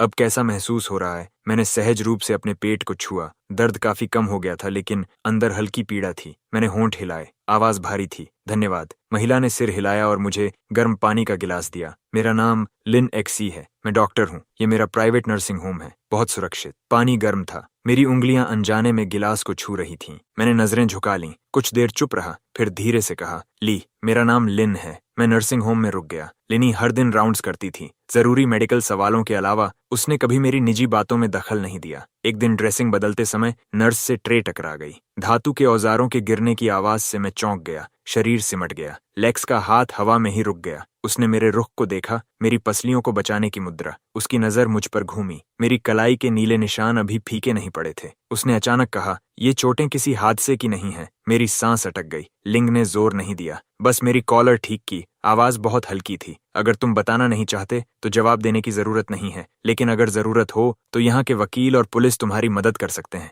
मैंने चादर को कसकर पकड़ा और सिर हिला दिया। लिंक्सी ने कुछ नहीं कहा। वो मुड़कर जाने लगी। मैंने अचानक उसे पुकारा। जब वो मुड़ी, मैंने अपने पीले चेहरे पर हल्की सी मुस्कान दिखाई। लेकिन सच में इसकी जरूरत नहीं है। मेरी सेहत धीरे धीरे ठीक हो रही थी। कभी कभी मैं गार्डन में सनबेथ करने के लिए बाहर जाता था। एक दोपहर मैं मीटिंग रूम के पास से गुजरा और अचानक लिंची को किसी से बहस करते हुए सुन लिया। दूसरी पार्टी इस प्राइस को बनाए रखने पर अड़ी थी। हम कॉम्प्रोमाइज नहीं कर सकते, लेकिन मार्केट डेटा साफ दिखाता है कि उनकी वैल्यूएशन रियलिटी से कम 30% ज्यादा है। मेरे कदम जैसे किसी अजीब फोर्स से रुक गए। मैंने दरवाजा खोला और अंदर चला गया। सबकी नजरें तुरंत मेरी तरफ मुड़ गईं। लिंच ने भौहें सिकोड़ लीं, जिससे मैं होंठ भींच गया। मैंने प्रोजेक्शन स्क्रीन पर फाइनेंशियल रिपोर्ट की तरफ इशारा किया। कुछ पल बाद मैंने बोलना शुरू किया। पेज 3 पर कैश फ्लो फोरकास्ट में प्रॉब्लम है। उन्होंने इस कैलकुलेशन में डेट का एक हिस्सा छुपाया है। असल में प्राइस डिफरेंस को और 15% बढ़ाकर एडजस्ट करना चाहिए। पूरा मीटिंग रूम खामोश हो गया। लिंची कुछ सेकंड तक मुझे घूरती रही। अचानक उसने डॉक्यूमेंट फोल्डर मेरी तरफ सरका दिया। कंटिन्यू करो। अगले दिन लिंडजी ने मेरे सामने एक कॉन्ट्रैक्ट रख दिया। मर्जर फाइनलाइज हो चुका है। अगर तुम इंटरेस्टेड हो तो मेरी कंपनी में स्ट्रेटेजिक एडवाइजर बनकर काम कर सकते हो। मैं हैरान रह गया, फिर अचानक हंस पड़ा। क्या तुम्हें डर नहीं कि मैं कॉर्पोरेट स्पाई हो सकता हूँ? लिंच मेज के किनारे टिक गई, मुझे देखते हुए। उसकी आवाज शांत थी। मैंने तुम्हारा बैकग्राउंड चेक किया। जाहिर है मुझे कुछ नहीं मिला, लेकिन मेरा इंट्यूशन कहता है कि तुम भरोसेमंद हो। वीआईपी वार्ड में एंटीसेप्टिक की गंध पास रखे लिलीज की खुशबू से दब गई थी। यूई बेड के किनारे बैठी थी, हाथ में गरम चिकन सूप का बोल पकड़े हुए। चम्मच धीरे से बोल के किनारे से टकराया। एक हल्की सी क्लिंकिंग आवाज हुई। ज्यू, एक और एसआई पी लो। उसने चम्मच जियू के होंठों तक ले आई। उसकी आवाज नरम थी, जैसे मिठास टपक रही हो। मैंने इसे 4 घंटे तक सिमर किया है। मैंने सारा ऑयल हटा दिया है। सीआईयू का चेहरा पीला था। उसने हल्की मुस्कान दबाने की कोशिश की। उसके हाथ की तरफ झुककर उसने एक एसआई पी लिया। उसकी आईलैशेस लाइट में शैडो डाल रही थीं। चीवी, तुम मेरे साथ यहीं रह रही हो? मिस्टर यान, उन्हें कोई प्रॉब्लम नहीं होगी? ने उसे बीच में ही रोक दिया। उसकी आवाज मजबूत थी, जैसे खुद को ही कन्विंस कर रही हो। लिनवान हमेशा इतना अंडरस्टैंडिंग रहता है, लेकिन जब उसने बोल नीचे रखा तो उसका बॉटम ग्लास कॉफी टेबल से टकराया। एक शार्प डिंग की आवाज हुई। ये आवाज जैसे एक कांटे की तरह थी, जो अचानक उसके सिर में चुभ गई। 3 दिन हो चुके थे। 3 दिन से मेरी कोई खबर नहीं थी। उसने अपना फोन निकाला। लॉक स्क्रीन जल उठी, जिसमें मेरा शांत सोता हुआ चेहरा दिख रहा था। 5:13 PM। हबी, तुम थोड़ी देर से घर आओगे। 10:47 PM। क्या तुम अभी भी नाराज हो? अगले दिन 9:15 AM। लिनवन, फोन उठाओ। आखिरी मैसेज आज सुबह पर रुक गया था। Green chat bubble chat box के ऊपर अकेला लटक रहा था। वो अचानक खड़ी हो गई। मैं बाहर कॉल करने जा रही हूँ। इमरजेंसी एग्जिट कॉरिडोर के आखिर में था। वहां उसने तीसरी बार कॉल बटन दबाया। एक मैकेनिकल फीमेल वॉइस चाइनीज और इंग्लिश में दोहराई, the subscriber is currently unavailable. ये आवाज खाली स्टेयरवेल में गूंज रही थी, डरावनी लग रही थी। उसने फिर अपने असिस्टेंट को कॉल किया। श्याओ चेन, अभी विला जाओ। वह एक पल के लिए रुकी। मेरी लोकेशन चेक करने की बात नहीं की, सिर्फ विला की सिक्योरिटी स्टेटस चेक करने को कहा। करीब आधे घंटे बाद असिस्टेंट का मैसेज आया, डायरेक्टर, ये विला सिक्योरिटी सिस्टम नॉर्मल दिखा रहा है, बस किचन वेस्ट डिस्पोजल 3 दिन से नहीं चला है। स्मार्ट होम लॉग्स दिखाते हैं कि आखिरी यूसेज उसी दिन था जब आप घर से निकली थीं। उसने सांस रोक ली। मैं बहुत नीट फ्रीक हूँ। किचन वेस्ट कभी भी ओवरनाइट नहीं छोड़ती। फिंगरप्रिंट लॉक ने एक जाना पहचाना बीप किया। हॉलवे की सेंसर लाइट जल गई, लेकिन उसकी आंखों के सामने सिर्फ घना अंधेरा था। कोई लाइट ऑन नहीं थी। जैसे ही दरवाजा खुला, विला पूरी तरह खामोश था। लिन युआन। उसकी आवाज गूंज उठी। ऊंची सीलिंग वाले लिविंग रूम में कोई जवाब नहीं आया। हवा में रोजेस की हल्की खुशबू पूरी तरह गायब हो चुकी थी। उसकी जगह एक ठंडी खालीपन की फीलिंग थी। वह मास्टर बेडरूम के दरवाजे के सामने खड़ी थी। उसकी हार्ट बीट अचानक तेज हो गई। उसके अंदर पैनिक की लहर उठी। उसने धीरे धीरे दरवाजा खोला। उसके सामने का दृश्य देखकर उसकी आंखें अनजाने में फैल गईं। वार्डरोब पूरी तरह खुली हुई थी। मेरे कपड़ों का एक भी टुकड़ा बाकी नहीं था। ड्रेसिंग टेबल से मेरा कलोन और वो सनग्लासेस भी गायब थे जो मैं हमेशा पहनता था। नाइट स्टैंड पर रखी हमारी फोटो भी गायब थी। सिर्फ खाली फ्रेम बचा था। उसका दिल कस गया। वह जल्दी से स्टडी की तरफ बढ़ी। ड्रॉर खोला। Passport, ID card, bank cards, मेरी मौजूदगी साबित करने वाली हर चीज गायब थी। सिर्फ 2 चीजें टी टेबल पर शांत पड़ी थीं, एक नेकलेस और पीले पड़े लव लेटर्स का एक स्टैक। वह कांपते हाथों से नेकलेस उठाने लगी। ये वही गिफ्ट था जो उसने मुझे मेरे 18th बर्थडे पर दिया था। इतने सालों तक मैंने इसे कभी नहीं उतारा। अब जब मैं बिना किसी निशान के गायब हो गया था, नेकलेस अकेला यहीं छोड़ दिया गया था। वह सबसे बुरी संभावना पर यकीन करने की हिम्मत नहीं कर पा रही थी। उसने फोन निकाला और फिर असिस्टेंट को कॉल किया। तुरंत उसकी वेयरअबाउट्स पता करो, हर कनेक्शन इस्तेमाल करो। अगर 3 FT जमीन खोदनी पड़े तो भी उसे ढूंढो। दूसरी तरफ से तुरंत जवाब आया। उसके कानों में सिर्फ कीबोर्ड टाइपिंग की आवाज गूंज रही थी। उसने कभी समय को इतना धीरे गुजरते महसूस नहीं किया था। कुछ देर बाद असिस्टेंट की हिचकिचाती आवाज आई, डायरेक्टर, ये मिस्टर लिन की पर्सनल इन्फॉर्मेशन कैंसिल कर दी गई है। Information cancelled? मैं अचानक अपनी आइडेंटिटी कैंसिल क्यों करूंगा? उसके न होने के दौरान आखिर क्या हुआ था? उसकी आईलैशेस कांपने लगीं। उसका हाथ अनजाने में कस गया, सफेद पड़ गया। हथेली में उठे दर्द ने उसे याद दिलाया, सही, नेकलेस, शायद इसके अंदर कोई क्लू हो। वह मुड़ी और स्टडी में दौड़ी। वीडियो रिकॉर्डिंग खोली, लेकिन फुटेज देखकर उसका दिमाग सुन्न हो गया। वीडियो में जीजियो एक ऊंचे प्लेटफॉर्म के किनारे खड़ा था। उसके होंठों पर ठंडी मुस्कान थी। सैक में बंद इंसान तड़प रहा था। अचानक फिसलने के उसी पल उसने साफ उस चेहरे को देख लिया। उसकी सांस रुक गई। चेहरा पीला पड़ गया। उलझे बालों से ढका चेहरा, मुंह के कोने से खून बह रहा था। वो मैं था। मैं उसकी तरफ देख रहा था। होंठ कांप रहे थे, जैसे कुछ कहना चाहता हूं, लेकिन अगले ही सेकंड उसने खुद मुझे धक्का दे दिया। स्प्लैश! पानी में गिरने की आवाज सर्वेलेंस रूम में गूंज उठी। उसके कानों में सिर्फ एक तेज बजती हुई आवाज रह गई। उसने नेकलेस को कसकर पकड़ लिया। उसकी नकल सफेद हो गई। गले में मीठा मेटालिक टेस्ट भर गया। अचानक उसे कुछ समझ आया। उसने प्रोग्रेस बार खींचा। अचानक उसकी उंगली रुक गई। जुस के होंठों की मुस्कान इतनी साफ थी जैसे स्क्रीन के पार से उसका मजाक उड़ा रही हो। वह इस अनजान चेहरे को खाली नजरों से घूरती रही। उसकी सांसें भारी होने लगीं। तभी फोन फिर बजा। डायरेक्टर, ये हॉस्पिटल। असिस्टेंट की आवाज आई, लेकिन उसने बेरहमी से काट दिया। कार तैयार करो। उसकी आवाज इतनी बैठी हुई थी कि पहचान में नहीं आ रही थी। मैं अभी वहां जा रही हूँ। टायर्स सड़क पर चीखते हुए घिसे। चिंता मत करो, वो ट्रेस नहीं कर पाएगी। उस घटिया आदमी के मेडिकल रिकॉर्ड्स मैंने बहुत पहले नष्ट कर दिए थे। विला के सर्वेलेंस कैमरास भी साफ कर दिए गए थे। किसने कहा था उसे अपनी औकात भूलने को? यही सजा है। हर शब्द जहर में डूबी सुई की तरह था, जो उसकी आखिरी झूठी उम्मीद को 1000 टुकड़ों में चुभ रहा था। हॉस्पिटल रूम का दरवाजा धक्का देकर खोला गया। वह दरवाजे पर खड़ी थी। उसका चेहरा डरावना अंधेरा लिए था। जियू का फोन जमीन पर गिर गया। सीवी, उसकी आवाज हल्की कांपी। याई की आवाज गहरी और भारी थी, जैसे नरक से निकल रही हो। तुम्हें पता था वो लिन युएन था। जियू का चेहरा तुरंत सफेद पड़ गया। उसकी उंगलियां बेडशीट कसकर पकड़ लीं। मुझे नहीं पता तुम क्या कह रही हो। सैक में जो इंसान था, ये ने उसका रिस्ट इतनी ताकत से पकड़ा जैसे हड्डियां तोड़ देगी। जाया की आंखों में तुरंत आंसू भर आए। जिवी, तुम मुझे चोट पहुंचा रही हो। ये ने उसे नजरअंदाज किया। उसकी खून से भरी आंखें उसे घूर रही थीं। जवाब दो। मैं तुमसे बहुत प्यार करता हूँ। उसकी डरी हुई आवाज टूट गई। मुझे डर था कि वो तुम्हें मुझसे दूर ले जाएगा। मेरे पास कोई और रास्ता नहीं था। यूई ने घृणा से उसे देखा। उसका हाथ ऐसे छोड़ा जैसे कोई गंदी चीज छू ली हो। उसकी नजर बेडसाइड टेबल पर रखे फ्रूट नाइफ पर गई। ब्लेड की ठंडी चमक में उसका टूटा हुआ चेहरा दिख रहा था, और साथ ही जीजू की डरी हुई आंखें भी साफ नजर आ रही थीं। तुम नहीं कर सकती। जू घबराकर पीछे हट गया। आईवी स्टैंड गिरकर जमीन पर टकराया। ईवी के ऑफिस जैसी ठंडी सफेद रोशनी में सब कुछ सन्नाटा बन गया। खुले हुए डॉक्यूमेंट्स उसके सामने बिखरे पड़े थे, जिनमें जाजू के मुझे और उसके बीच दरार डालने के सबूत भी शामिल थे। प्राइवेट इन्वेस्टिगेटर्स द्वारा भेजे गए डॉक्यूमेंट्स भी थे। फोटोज, रिकॉर्डिंग्स, ट्रांसफर हिस्ट्री, यहाँ तक कि उन थग्स की गवाही भी। मिस्टर जी ने हमें हायर किया था। कहा था कि ये सिर्फ एक्टिंग है। हमें अच्छा पेमेंट दिया। उसने कहा था कि हमें बस प्रिटेंड करना है उसे मारने का। असल में उसे छूने का इरादा नहीं था। उसने कहा था कि बस डायरेक्टर येई को यकीन हो जाए तो बाद में बोनस मिलेगा। यू के हाथ सफेद पड़ गए।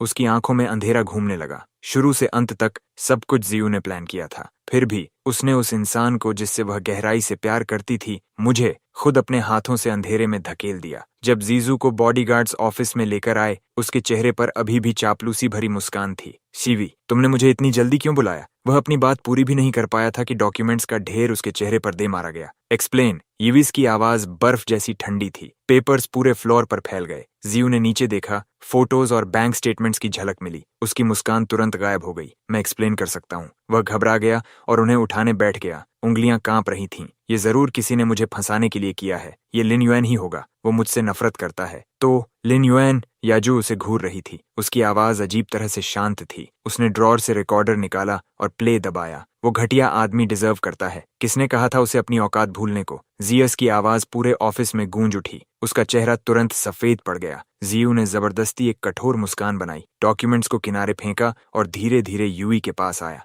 जीवी, मुझ पर भरोसा करो। मैंने सच में ऐसा कुछ नहीं किया। ईविस की ठंडी नजरों के सामने उसकी सांसें तेज होती जा रही थीं। मुझ पर भरोसा करो। मैं तुमसे बहुत प्यार करता हूँ। लव? इन्हें शक भरी आवाज में कहा। उसका जबड़ा कसकर पकड़ लिया। तुम ऐसे काम करते हो और फिर भी कहते हो कि तुम मुझसे प्यार करते हो। तुम्हें घिन नहीं आती? तो तुम्हें लगता है तुम खुद बहुत अच्छे हो। जू ने अचानक सिर उठाया। उसकी आंखों की मासूमियत पूरी तरह गायब हो गई। उसकी जगह विकृत नफरत ने ले ली। ये तुम ही थी जिसने मुझे पहले ढूंढा। तुम ही थी जिसने मुझे सब्स्टिट्यूट की तरह ट्रीट किया। तुमने मुझे यकीन दिलाया कि तुम मुझसे प्यार करती हो। उसने जोर से खुद को छुड़ाया, उसकी नाक की तरफ इशारा किया और ठंडी हंसी हंसा। क्या तुम अंधी हो? नहीं देख सकती कि कौन सच्चा है और कौन झूठा? अब ये गहरा प्यार दिखाना किसके लिए है? लिनुअन को तुम्हारी जरूरत बहुत पहले खत्म हो चुकी है। वो सब कुछ छोड़कर दूर भाग जाना पसंद करेगा, बजाय तुम्हारी तरफ एक सेकंड और देखने के। यूइस की प्यूपिल्स सिकुड़ गईं। उसकी छाती पर जैसे किसी ने भारी हथौड़ा मार दिया। जियू और भी मजाक उड़ाते हुए हंसा। क्या तुम्हें पता है वो जाने से पहले क्या छोड़कर गया? वो नेकलेस तुम्हारा दिया हुआ गिफ्ट था, सही? तुमने उसके अंदर की कैमरा फुटेज देख ली है ना? हर बार तुम्हारे अपने हाथों से नहीं हुआ था। कुछ सेकंड के लिए हवा पूरी तरह शांत हो गई। वो अचानक हंस पड़ी। वह आराम से खड़ी हुई, जिगू के पास गई, पंजों के बल खड़ी होकर उसके चेहरे को छूने लगी। उसके मूवमेंट्स किसी लवर की तरह जेंटल थे, लेकिन उसकी आंखें डरावनी ठंडी थीं। तुम सही हो, मैं अंधी थी, उसने फुसफुसाया। तो अब गलती सुधारने का समय है। जीजू कुछ समझ पाता उससे पहले ऑफिस का दरवाजा फिर खुला। 2 बॉडीगार्ड सीधे उसके पास आए और उसे खुरदुरी रस्सियों से कसकर बांध दिया। सायस की आंखें फैल गईं। वह जोर से जमीन पर गिरते गिरते बचा। नहीं, तुम मेरे साथ ऐसा नहीं कर सकती। मैं वो पैसे लौटा सकता हूँ। यूई पीछे हटी, उसे बिना किसी भाव के देखती रही जब उसके हाथ बांधे जा रहे थे। क्या तुम्हें लगता है मुझे उस थोड़े से पैसे की परवाह है? वह उसके कान के पास झुकी। उसकी आवाज सांप के जहर जैसी धीमी थी। मैं तुम्हें ये एहसास कराना चाहती हूँ कि मौत से भी बदतर क्या होता है। ये मेंटल हॉस्पिटल के कॉरिडोर में खड़ी थी, ठंडी सफेद रोशनी उसकी परछाई को लंबा कर रही थी। उसने फाइल फोल्डर कसकर पकड़ रखा था जिसमें ज्यूस के सालों पुराने क्राइम्स दर्ज थे। पब्लिक फंड्स का embezzlement, commercial fraud, intentional injury, यहाँ तक कि मुझे फंसाने की साजिश भी। हॉस्पिटल रूम का दरवाजा खुला। सीयू कोने में दुबका हुआ था, उसका चेहरा बैंडेजेस में लिपटा हुआ। ये सेल्फ हार्म के निशान थे। उसने ऊपर देखा और यही सीवी को देखा। उसकी आंखों में उम्मीद की एक हल्की चमक उभरी। सीवी, क्या तुम मुझे बचाने आई हो? वह घुटनों के बल कुछ कदम रेंगता हुआ आगे बढ़ा, लेकिन अपनी कमजोर हालत के कारण जमीन पर गिर पड़ा। सी जो फर्श पर पड़ा था, गंदगी से लथपथ, उसकी उंगलियां कसकर इस ड्रेस के किनारे को पकड़ रही थीं। इन्हें कोई जवाब नहीं दिया। धीरे धीरे उसके सामने झुकी, ऊपर से उसे देखती हुई। उसकी आंखें बर्फ जैसी ठंडी थीं। आवाज धीमी लेकिन शांत थी। शिशु, क्या तुम्हें पता है मैं यहाँ क्यों आई हूँ? सीआईयू कांपते हुए सिर हिलाने लगा। आंसू बहते रहे। मुझे पता है मुझसे गलती हुई। सच में मुझे पता है। गलती? ये ने तिरस्कार से हंसी उड़ाई। फाइल उसके सामने फेंक दी। क्या इसे तुम गलती मानते हो? जायू ने फाइल के कंटेंट की तरफ देखा। उसका चेहरा तुरंत सफेद पड़ गया। वह बेतहाशा सिर हिलाने लगा। नहीं, मैंने ये सब नहीं किया। किसी ने मुझे फंसाया है। जी, मुझ पर भरोसा करो। फ्रेमिंग, यूई। वह झुकी और उसका चिन्ह इतनी ताकत से पकड़ा कि हड्डियां टूटने वाली थीं। क्या तुम्हें लगता है मैं अभी भी तुम्हारे बहाने मानूंगी? उसने छोड़ दिया। हैंडकरचिफ निकाला और घृणा भरे चेहरे से अपने हाथ पोंछे। इस हरकत ने शिव की आंखों में चुभन पैदा कर दी। उसकी प्यूपिल्स अचानक सिकुड़ गईं। वह ई पर झपटा, लेकिन उसने उसे लात मारकर दूर फेंक दिया। वह फिर से जमीन पर गिर गया, पागलों की तरह चिल्लाने लगा। इजी, तुम मेरे साथ ऐसा नहीं कर सकती। मैं तुमसे बहुत प्यार करता हूँ। मैंने ये सब तुम्हारे लिए किया। मेरे लिए? इजी की नजर पूरी तरह ठंडी थी। तुमने ये सब अपने सेल्फिश डिजायर्स के लिए किया। लिन युएन और मेरे बीच जो कुछ था उसे बर्बाद कर दिया। ये मेरे लिए था, तो अब मेरी बारी है तुम्हारे लिए कुछ करने की। वह मुड़ी और दरवाजे पर खड़े डॉक्टर को इशारा किया। आज से मैं खुद उसके ट्रीटमेंट प्लान तय करूंगी। डॉक्टर ने सम्मान से नया मेडिकल रिकॉर्ड पेश किया। ने पहला पेज खोला। उस पर लिखा था, पेशेंट 0487 के लिए treatment regiment, electroconvulsive therapy, controlled medication, life time confinement. जो बेतहाशा तड़पने लगा।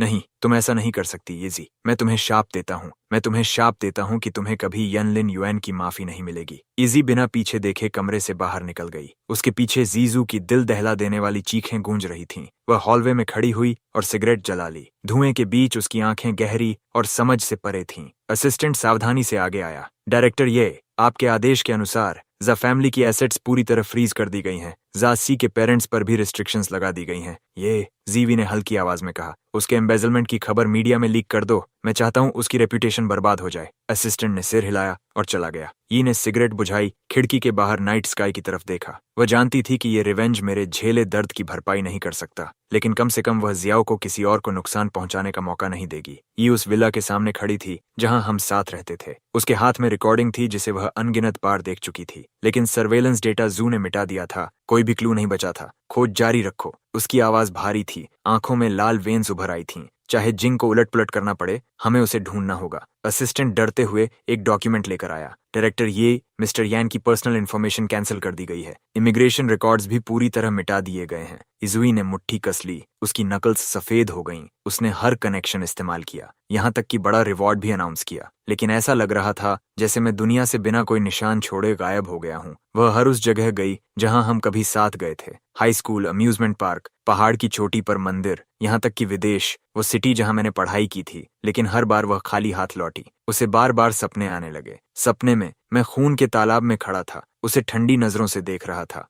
तुमने खुद मुझे नरक में धकेला। जब वह झटके से उठी, ठंडा पसीना उसकी नाइट गाउन को भिगो चुका था। उसका दिल ऐसे दर्द कर रहा था जैसे किसी ने उसे जिंदा चीर दिया हो। ने सर्च और बढ़ा दी। उसने कंपनी के काम तक नजरअंदाज कर दिए। वह एक कंट्री से दूसरी कंट्री उड़ती रही, उस फेमिलियर सिलुएट को ढूंढने की उम्मीद में। 3 महीने बाद मैं एक कॉर्नर कैफे में खड़ा था, याजी को दूर से देख रहा था। वह एवेन्यू मॉन्टेन पर एक लग्जरी शॉप की विंडो में वेडिंग ड्रेस को खाली नजरों से देख रही थी। मैंने कभी कहा था, मुझे सिंपल वेडिंग पसंद है। नो लेस, नो डायमंड्स, सिर्फ सबसे प्योर व्हाइट। वह खुद पर हल्का सा मुस्कुराई। वो अतीत अब समुद्री झाग की तरह बिखर चुका था। अब उसे ये भी नहीं पता था कि मैं कहाँ हूँ। अचानक उसकी नजर के कोने से उसे एक जाना पहचाना सा फिगर दिखा। छोटे सुनहरे बाल, लंबा कद, चलने का तरीका बिल्कुल वैसा जैसा उसके सपनों में उस आदमी का था। उसका दिल कस गया। लगभग इंस्टिंक्ट से वह उसके पीछे दौड़ी। लिन युएन। वह आदमी पीछे मुड़कर नहीं देखा, बस आगे चलता रहा। उसने अपनी रफ्तार तेज की, उसका रिस्ट पकड़ने के लिए हाथ बढ़ाया, लेकिन उसी पल एक काली कार उसके सामने आकर रुकी। कार का दरवाजा खुला।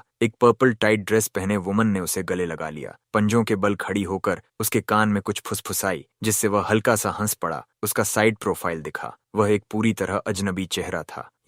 जीवी वहीं जड़ होकर खड़ी रह गई, स्तब्ध। वह मैं नहीं था, बस एक मिलता जुलता सिलुएट था। उसने सुन्न होकर अपने हाथ नीचे गिरा दिए। उसका गला कस गया। तभी फोन बजा। असिस्टेंट की सावधान आवाज आई, प्रेसिडेंट, ये डिनर पार्टी शुरू होने वाली है। ये शिवी ने आंखें बंद कर लीं। उसने कॉल काट दिया और मुड़कर चली गई। और उसी पल जब वह मुड़ी, मैंने धीरे से अपने हाथ में पकड़ा वाइन ग्लास नीचे रखा। मेरी नजरें उदासीन थीं, उसकी पीठ पर फिसलती हुई। लिंची ने मेरी नजरों का पीछा किया। क्या वो वही है? मैंने नजर हटा ली और हल्का सा सिर हिला दिया। मैं खड़ा हुआ, लिंची का हाथ थाम लिया। चलो, पार्टी अटेंड करने का समय हो गया है। मैं फुल लेंथ मिरर के सामने खड़ा था, हल्का सा सिर झुकाकर अपने ईयरलोब पर डायमंड ईयरिंग ठीक कर रहा था। मेरे होंठों पर बहुत हल्की मुस्कान थी। ये भी आज इस प्राइवेट पार्टी में आएगी। लिंडसे की आवाज पीछे से आई। उसने शैंपेन का ग्लास आगे बढ़ाया। तुम्हारा ध्यान पूरी तरह उसी पर है। क्या तुम सिर्फ उसी की वजह से आए हो? मैंने ग्लास लिया। उंगलियां रिम पर हल्के से टैप कर रही थीं। एक साफ आवाज पैदा हुई, तुम ज्यादा सोच रही हो। पार्टी में क्रिस्टल शैंडलियर्स चमकदार रोशनी फैला रहे थे। मैं शैंपेन पकड़े यूरोपियन कंग्लोमरेट्स के रिप्रेजेंटेटिव्स के साथ कैजुअली बात कर रहा था। मेरी फ्लुएंट फ्रेंच और शार्प बिजनेस इनसाइट्स ने मुझे अटेंशन का सेंटर बना दिया। जब ये हॉल में दाखिल हुई, उसकी नजरें अनजाने में मेरी पीठ पर टिक गईं। मेरे जेस्चर्स में वही परिचित तीखापन था। उसने हल्का सा भौहें सिकोड़ी। जैसे ही वह आगे बढ़ने वाली थी, मैं मुड़ा और उसके कंधे से हल्का सा टकराकर निकल गया। उस पल उसे मे रोजेस की बहुत हल्की खुशबू आई। ये अचानक मुड़ी, लेकिन मेरा फिगर भीड़ में गायब हो चुका था। अभी जो जेंटलमैन था वो कौन था? उसने एक वेटर को रोका। उसकी आवाज तन गई थी। वेटर मुस्कुराया और बोला, वो मिस्टर लिन है, इमर्जिंग इन्वेस्टमेंट फर्म ली के फाउंडर। या इसकी प्यूपिल्स अचानक सिकुड़ गईं। लाए, ये तो साफ लिंग यूएन का अब्रीविएशन है। वह यकीन नहीं कर पा रही थी, लेकिन फिर भी उम्मीद रोक नहीं पा रही थी कि मैं वापस आ गया हूँ। ये लिंशी थी, जिसने तीसरी बार आईआईए ग्रुप में मेरी असामान्य रुचि नोटिस की। वह स्टडी डोर पर खड़ी थी, मेरी ऊंची पीठ को देख रही थी, जो डेस्क लैंप के नीचे सीधी और तन गई थी। मेरे हाथ में पेन पेपर पर तेज निशान बना रहा था। ये डेटा एनालाइज करने जैसा नहीं लग रहा था, बल्कि किसी दुश्मन को डिसेक्ट करने जैसा था। ये ग्रुप की रिपोर्ट्स फिर देख रहे हो? लिंशी ने हॉट मिल्क का ग्लास पकड़े अंदर कदम रखा। जानबूझकर अपने कदमों की आवाज साफ की। मेरी उंगली हल्का सा कांपी। मैंने जल्दी से डॉक्यूमेंट बंद कर दिया। बस रूटीन एनालिसिस। मैंने मिल्क लिया। मेरे होंठों पर एक परफेक्ट मुस्कान थी। फ्यूचर कंपटीटर को पहले से स्टडी कर रहा हूँ। लिन ने मेरा झूठ एक्सपोज नहीं किया। हालांकि पिछले 3 महीनों में ये ग्रुप को स्टडी करने की मेरी फ्रीक्वेंसी किसी भी दूसरी कंपनी से कहीं ज्यादा थी। कभी कभी तो पूरी रात जागकर सुबह तक। लेकिन जब भी वह पूछना चाहती, मैं तुरंत टॉपिक बदल देता, खासकर उस पेरिस वाली मुलाकात के बाद। बहुत देर हो चुकी है। आखिरकार उसने ग्लास टेबल पर रख दिया। कल सुबह जल्दी मीटिंग है। मैंने सिर हिलाया, लेकिन मेरी नजरें फिर से उन डॉक्यूमेंट्स पर टिक गईं। जब लिंशी ने स्टडी डोर बंद किया, उसने फिर पेन के कागज पर चलने की आवाज सुनी, जैसे किसी जुनून का रूप हो। 3:17 AM एक तेज चीख ने विला की खामोशी को चीर दिया। लिंशी तुरंत बेड से उठ बैठी। उसके डॉक्टर इंस्टिंक्ट्स ने उसे तुरंत सतर्क कर दिया। मेरे बेडरूम से आवाज आई। उसके पास चप्पल पहनने का भी समय नहीं था और वह दौड़ती हुई आई। दरवाजा धक्का देकर खोल दिया। सामने का दृश्य देखकर उसका दिल दर्द से सिकुड़ गया। मैं हेडबोर्ड और दीवार के बीच कोने में सिमटा हुआ था, हाथ अपने ही गले को कसकर पकड़े हुए, चेहरा कागज जैसा सफेद। मेरे पजामे ठंडे पसीने से भीगे हुए थे, मेरी पतली पीठ से चिपके हुए। मेरा पूरा शरीर हवा में पत्ते की तरह कांप रहा था। लिंशी को सबसे ज्यादा डर मेरी आंखों से लगा। पुतलियां फैली हुई, नजर बिखरी हुई, जैसे किसी ऐसे डरावने दृश्य को देख रही हों जो यहाँ मौजूद ही नहीं था। लिंशी मेरे सामने एक घुटने पर बैठ गई, बिना सोचे समझे छूने की हिम्मत नहीं कर रही थी। लिंगुएन, मेरी तरफ देखो, क्या तुम मुझे सुन सकते हो? कोई जवाब नहीं। मेरी सांसें तेजी से बढ़ने लगीं, मेरे होंठ भी बैंगनी पड़ने लगे। Acute PTSD attack. लिंशी ने जल्दी से डायग्नोसिस किया। उसने धीरे से मेरी कलाई पकड़ी, ठंडा चिपचिपा पसीना महसूस करते हुए। मेरे साथ सांस लो। उसने मेरा हाथ अपने सीने पर दबाया। इस रिदम को धीरे धीरे महसूस करो। लिंशी ने जानबूझकर अपनी सांसें धीमी कर दी। उसका सीना लय में ऊपर नीचे हो रहा था। उसकी हथेली के नीचे मेरी कलाई पर उभरे हुए खुरदरे निशानों की एक रिंग थी। 1 मिनट, 2 मिनट। आखिरकार मेरी सांसें उसकी सांसों के साथ तालमेल बैठाने लगीं। मेरी पुतलियां धीरे धीरे फोकस में लौट आईं। सामने वाले व्यक्ति को साफ देखते ही मैंने अपना हाथ ऐसे खींच लिया जैसे जल गया हो। मैं ठीक हूँ, मैंने भारी आवाज में कहा। एक कंडीशन्ड रिफ्लेक्स की तरह मैंने अपने पजामे की आस्तीन नीचे खींच ली, कलाई ढकते हुए। सॉरी, मुझे बस एक नाइटमेयर आया था। लिंडसे ने इस भद्दे झूठ को उजागर नहीं किया। वह उठी और एक गिलास गुनगुना पानी डालने चली गई। साथ ही पास के डिफ्यूजर में काल्मिंग एसेंशियल ऑयल की कुछ बूंदें डाल दी। थोड़ा पानी पियो, उसने मुझे देते हुए कहा, जानबूझकर सुरक्षित दूरी बनाए रखते हुए। मैं तुम्हारे लिए एक सूखा तौलिया लाती हूँ। जब वह बाथरूम से लौटी, मैं खिड़की के पास वाले सिंगल सोफा पर जा चुका था, दोनों हाथों से गिलास पकड़े हुए। मेरी नजर बाहर की रात पर टिकी हुई थी। चांदनी मेरे चेहरे की प्रोफाइल को उकेर रही थी। झुकी हुई पलकों की छाया मेरी आंखों के नीचे पड़ रही थी। मैं आर्म चेयर पर बैठ गया। लिंशी ने मेरे कंधों पर तौलिया डाल दिया, फिर सामने बैठ गई। क्या तुम उस नाइटमेयर के बारे में बात करना चाहोगे? उसने ऐसे पूछा जैसे कल के मौसम की बात कर रही हो। मेरी उंगलियां गिलास के किनारे से खेलती रहीं। काफी देर तक खामोशी रही। मैंने मुंह खोला। क्या तुम्हें पता है डूबने का एहसास कैसा होता है? लिंशी थोड़ी रुकी। पहले पानी नाक के अंदर भर जाता है, आग की तरह जलता हुआ। मेरी आवाज हल्की थी, जैसे किसी और की कहानी बता रहा हूँ। फिर फेफड़े ऐंठने लगते हैं, सांस लेना चाहते हैं, लेकिन अंदर सिर्फ पानी जाता है। मैंने ऊपर देखा। सबसे डरावनी बात यह है कि तुम साफ महसूस करते हो कि जिंदगी फिसल रही है, फिर भी बेबस, कुछ नहीं कर सकते। लिन, उसने नोटिस किया कि मेरी बाईं अनामिका उंगली अस्वाभाविक रूप से मुड़ी हुई थी। वह हड्डी टूटने के बाद की विकृति थी। मैं उठा और डेस्क की तरफ गया। दराज से एक क्राफ्ट पेपर बैग निकाला। तुम्हें ये देखना चाहिए। लिंशी ने उसे लिया, उसका वजन महसूस करते हुए। बाहर निकले फोटो, मेडिकल रिकॉर्ड्स और मैरिज रजिस्ट्रेशन की एक कॉपी। तो ये तुम्हारा असली है। लिंडसे की आवाज अटक गई। उसके सामने जो था उसने उसे चौंका दिया। मैं खून के तालाब में पड़ा था। मेरे माथे का घाव भयानक था, नीचे के कालीन को लाल रंग में रंगता हुआ। मेडिकल रिकॉर्ड में लिखा था 3 broken ribs, right index finger, comminuted fracture, pleural effusion. ये यीवाई की मास्टरपीस है। मेरी आवाज शांत थी। वह मेरी एक्स वाइफ है। नहीं, असल में हमारा कोई रिश्ता नहीं है, मैंने खुद पर हंसते हुए कहा। उसने सोचा कि बोरे में जो व्यक्ति है वह उसके पति को तंग करने वाला ठग है, लेकिन असल में वह मैं था। लिन, उसने अगला पेज पलटा, सर्वेलेंस कैमरा का एक स्क्रीनशॉट देखा। एक औरत बार बार एक बोरे को, जिसमें एक इंसान था, ऊंचे प्लेटफॉर्म से नीचे धक्का दे रही थी। पूल के पास जू खड़ा था, उसके होठों पर हल्की मुस्कान थी। ज़ियाओ, मैंने उस आदमी की तरफ इशारा किया। वह उसका कानूनी पति था और मैं बस एक मजाक था। लिंच, अब वह समझ गई कि मेरा एक ग्रुप के प्रति जुनून कहां से आया। ये सामान्य बिजनेस कंपटीशन नहीं है, ये नफरत है। तो तुम उसे खत्म करना चाहते हो? ये सवाल नहीं था। मैं खिड़की के पास चला गया। चांदनी ने मेरी परछाई को लंबा कर दिया। मैं चाहता हूं कि वह सब कुछ खोने का एहसास चखे। मेरी उंगली खिड़की के शीशे पर चल रही थी। कंपनी खो दे, इज्जत खो दे, खो दे। मेरी आवाज अचानक शांत हो गई। लेन, वह मेरे पीछे आकर खड़ी हो गई। छुआ नहीं, बस चुपचाप खड़ी रही। बदला सच्ची शांति नहीं लाएगा, उसने धीरे से कहा। तो फिर क्या करेगा? मैं अचानक मुड़ा। मेरी आंखों में एक काली आग भड़क उठी। माफी? मैंने अपने पजामे का कॉलर फाड़ दिया, कॉलर बोन के नीचे का एक निशान दिखाते हुए। यह उसने खुद मेटल रॉड से मारा था। नानिन बार उसने हर एक को साफ साफ गिना था। लिंशी ने उस निशान को देखा, अचानक हाथ बढ़ाकर मुझे अपनी बाहों में खींच लिया। मैं एक पल के लिए सख्त हो गया, फिर जैसे सारी ताकत खत्म हो गई हो, मैं उसके सीने से टिककर ढह गया। मैं तुम्हें रोकने का इरादा नहीं रखती। लिन की ठोड़ी मेरे सिर के ऊपर टिकी थी। मैं बस यह नहीं देखना चाहती कि तुम नफरत में डूब जाओ। उसने धीरे से मेरी विकृत उंगलियों को थामा। ये घाव, ये तुम्हारी जिंदगी को परिभाषित नहीं करने चाहिए। मैंने कोई जवाब नहीं दिया। लिंडसे को महसूस हुआ कि उसकी छाती पर मेरी शर्ट धीरे धीरे भीग रही थी। खिड़की के बाहर पूरब का आसमान उजाला होने लगा। लिंडसे ने अपनी बाहों में शांत हो चुके व्यक्ति को देखा और एक फैसला लिया। मुझे अपनी योजना दिखाओ, उसने कहा, हर एक डिटेल। मैंने सिर उठाया। मेरी लाल किनारों वाली आंखों में एक दबाव चमका। अगर इससे तुम सच में सब छोड़कर नई शुरुआत कर सको, लिंशी ने मेरे चेहरे से आंसुओं के निशान पोंछे, तो मैं तुम्हारी मदद करूंगी। सूरज की पहली किरण पर्दों को चीरती हुई अंदर आई। मैं एक ग्रुप के शेयर होल्डिंग स्ट्रक्चर चार्ट की ओर इशारा कर रहा था। लिंशी को एक्विजिशन स्ट्रेटेजी समझा रहा था। मेरी आवाज भारी थी, लेकिन मेरी आंखों में फिर से सांप ही लौट आई थी। धूप बिखरे हुए दस्तावेजों पर पड़ रही थी, भीगे और फटे हुए मैरिज सर्टिफिकेट को रोशन करती हुई। मैंने उसे एक पल देखा, फिर उसे कूड़ेदान में फेंक दिया। मैं लाई ग्रुप की टॉप फ्लोर पर फर्श से छत तक की खिड़की के सामने खड़ा था, पूरे शहर को नीचे देखते हुए। कांच में मेरी परछाई दिख रही थी। मेरी उंगलियां एक गिलास रेड वाइन पकड़े हुए। लाल तरल हल्का सा हिल रहा था, बिल्कुल उसी रंग जैसा उस दिन था जब मैं खून के तालाब में गिरा था। असिस्टेंट ने दस्तक दी और अंदर आया। सम्मान से एक दस्तावेज पेश किया। प्रेसिडेंट यान, ई ग्रुप का स्टॉक प्राइस और 5% गिर गया है। मार्केट आम तौर पर यू के हाल के फैसलों को लेकर ऑप्टिमिस्टिक नहीं है। मैंने दस्तावेज लिया। मेरे होंठ ठंडी मुस्कान में मुड़ गए। बहुत अच्छा। मैंने वायर की हाल की फाइनेंशियल रिपोर्ट पलटी। एक आंकड़े की पंक्ति पर हल्के से टैप किया। यू ने जू द्वारा पहले गबन किए गए डेफिसिट को भरने के लिए अपने नाम की कई एसेट्स बेच दी हैं।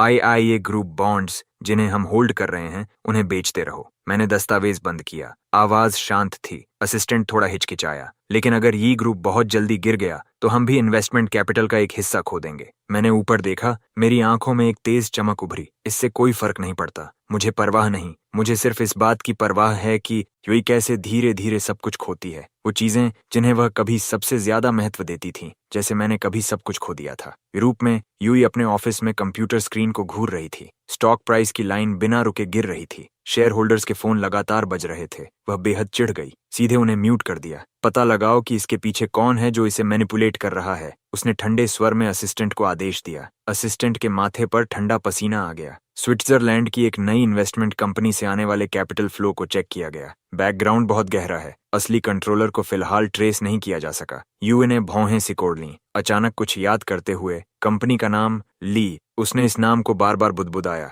जैसे कुछ समझ गई हो। उसकी पुतलियां हल्का कांपने लगीं। यान लिंग युआन। उसकी पुतलियां अचानक सिकुड़ गईं। उंगलियां अनजाने में फाउंटेन पेन को कसकर पकड़ने लगीं। स्याही दस्तावेज पर फैल गई। क्या वो है? क्या वो वापस आ गया है? मैं प्राइवेट रूम में बैठा था। सामने ये ग्रुप का एक व्यक्ति था, फॉर्मर सीएफओ जिंजी। जीलिंगी अपने हाथ रगड़ रहा था। आंखें इधर उधर घूम रही थीं। प्रेसिडेंट यान, जो शर्तें आपने मुझसे वादा की थीं। मैंने हल्की हंसी छोड़ी, एक चेक उसकी तरफ बढ़ाते हुए। ये एडवांस है, काम पूरा होने पर बाकी मिलेगा। जीलिंगी लालच से चेक पर लिखी रकम को देख रहा था। बार बार सिर हिला रहा था। निश्चिंत रहें, ये हाल ही में स्टॉक प्राइस को स्थिर करने के लिए कोर पेटेंट्स को गिरवी रखने की तैयारी कर रहा है। बस मुझे थोड़ा छेड़छाड़ करनी होगी। नहीं, मैंने उसे रोका। आवाज नरम थी, लेकिन उसमें कोई शक नहीं था। मैं चाहता हूं कि तुम उसकी मदद करो। जीलिंगी चौंक गया। क्या उसकी मदद करूं स्टॉक प्राइस स्थिर करने में? उसे ये सोचने दो कि संकट खत्म हो गया है। मैंने रेड वाइन का एक घूंट लिया। मेरी आंखों में ठंडक गहराने लगी। फिर ठीक जब वह सबसे ज्यादा रिलैक्स होगी, उसे एक घातक वार दो। अगले दिन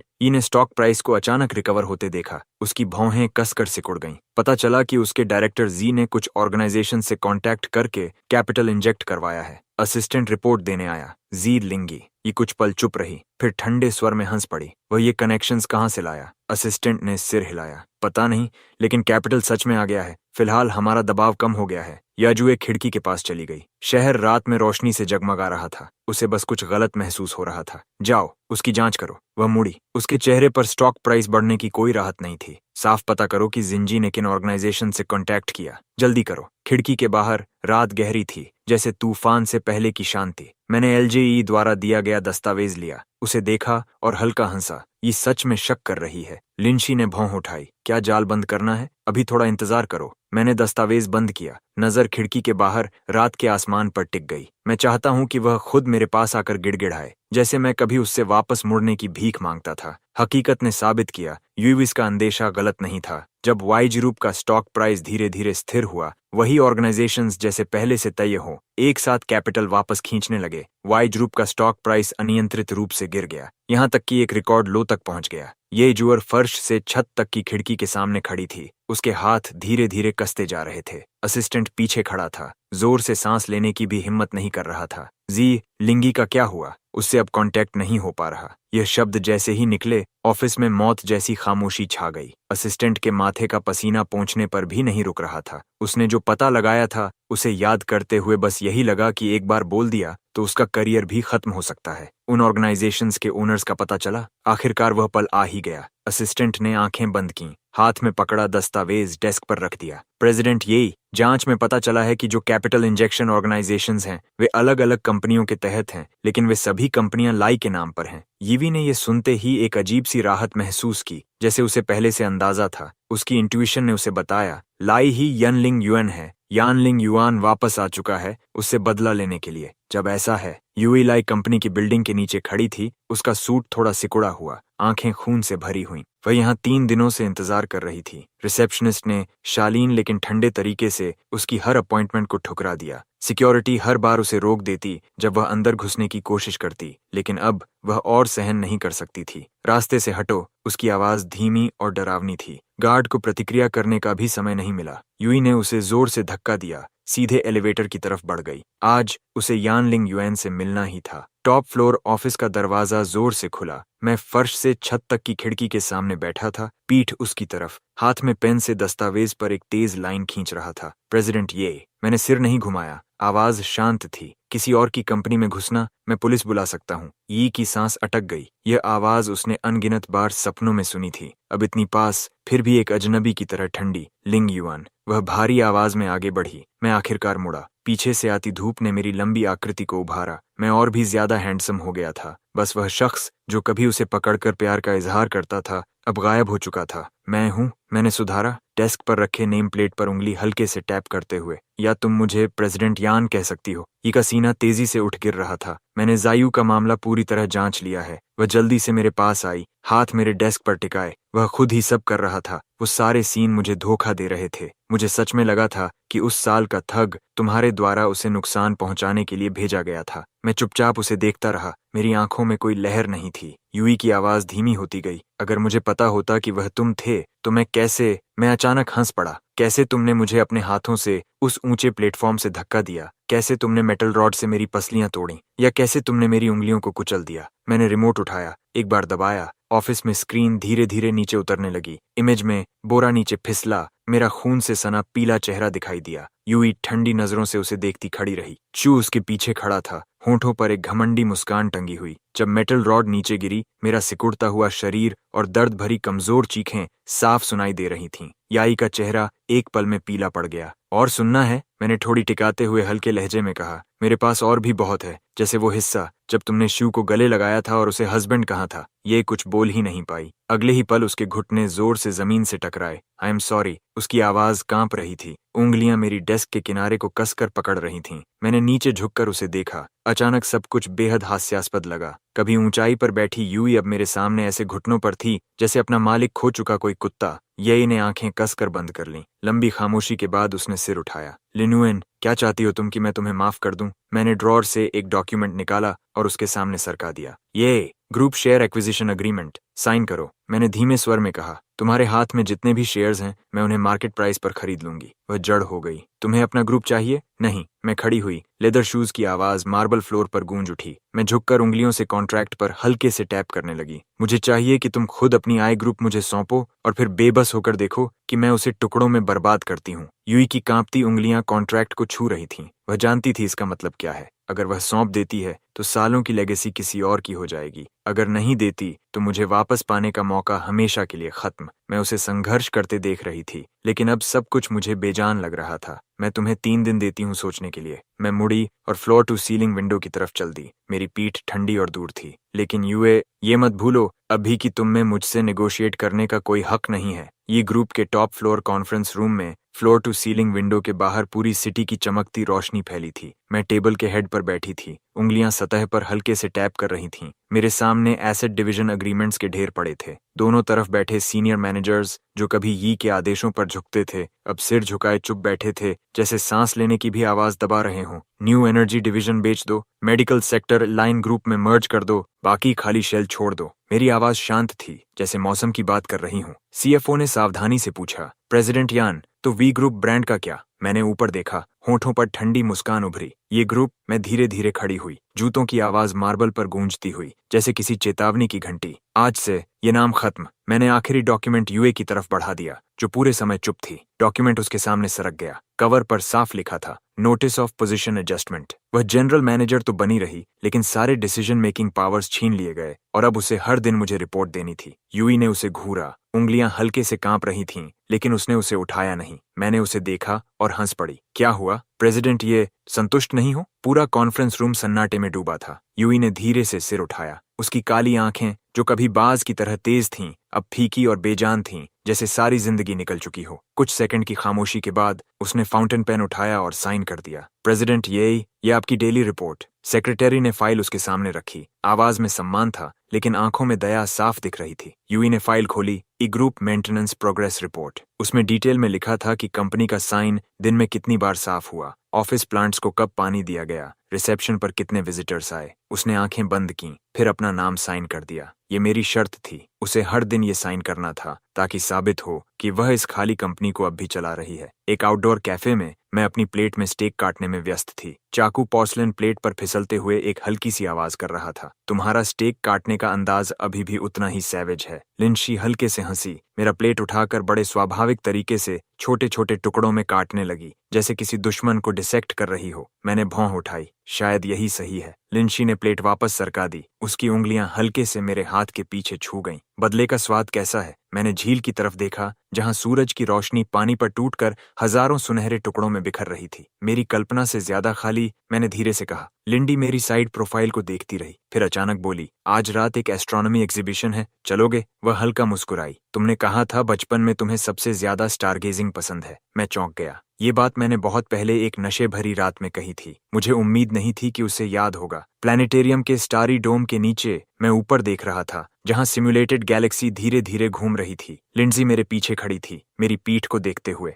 वो अक्विला कॉन्स्टलेशन में ऑल्टेयर है, उसने झुककर मेरे कान में धीरे से समझाया। चाइनीज लेजेंड में वो और वेगा साल में सिर्फ एक बार मिल सकते हैं। मैं हल्का हंसा। क्या ये ट्रेजेडी नहीं है? लेकिन कम से कम वो हर साल मिल तो पाते हैं। लिन जी की आवाज बेहद नरम थी, है ना? मैंने सिर घुमाकर उसे देखा। अचानक महसूस किया कि नीली रोशनी में उसकी आईलैशेस असामान्य रूप से लंबी लग रही थीं, जैसे उन पर स्टारडस्ट जमी हो। हमारे बीच की दूरी अनजाने में कम हो रही थी। हम करीब आ रहे थे, तभी पीछे से घोड़े की चीख जैसी आवाज गूंजी। मैं मुड़ा और देखा, यूए सीढ़ियों के नीचे खड़ी थी। उसका चेहरा पीला था, आंखों में लाल नसें साफ दिख रही थीं। वह हमारे आपस में जुड़े हाथों को घूर रही थी। उसकी छाती तेजी से उठ गिर रही थी। वो कौन है? प्लैनेटेरियम के कॉरिडोर की लाइट्स ठंडी और सफेद थीं। मैं दीवार से टिक गया, लापरवाही से अपनी कफ ठीक करते हुए बोला, क्या मुझे तुम्हें याद दिलाना पड़ेगा प्रेसिडेंट यी? तुम्हारा ये व्यवहार स्टॉकिंग और हैरेसमेंट में आता है। यूए की मुट्ठियां चरमराने लगीं। मैं पूछ रही हूँ, वो कौन है? लिंशी। मैं मुस्कुराया। मेरी पार्टनर, फ्यूचर गर्लफ्रेंड या वाइफ,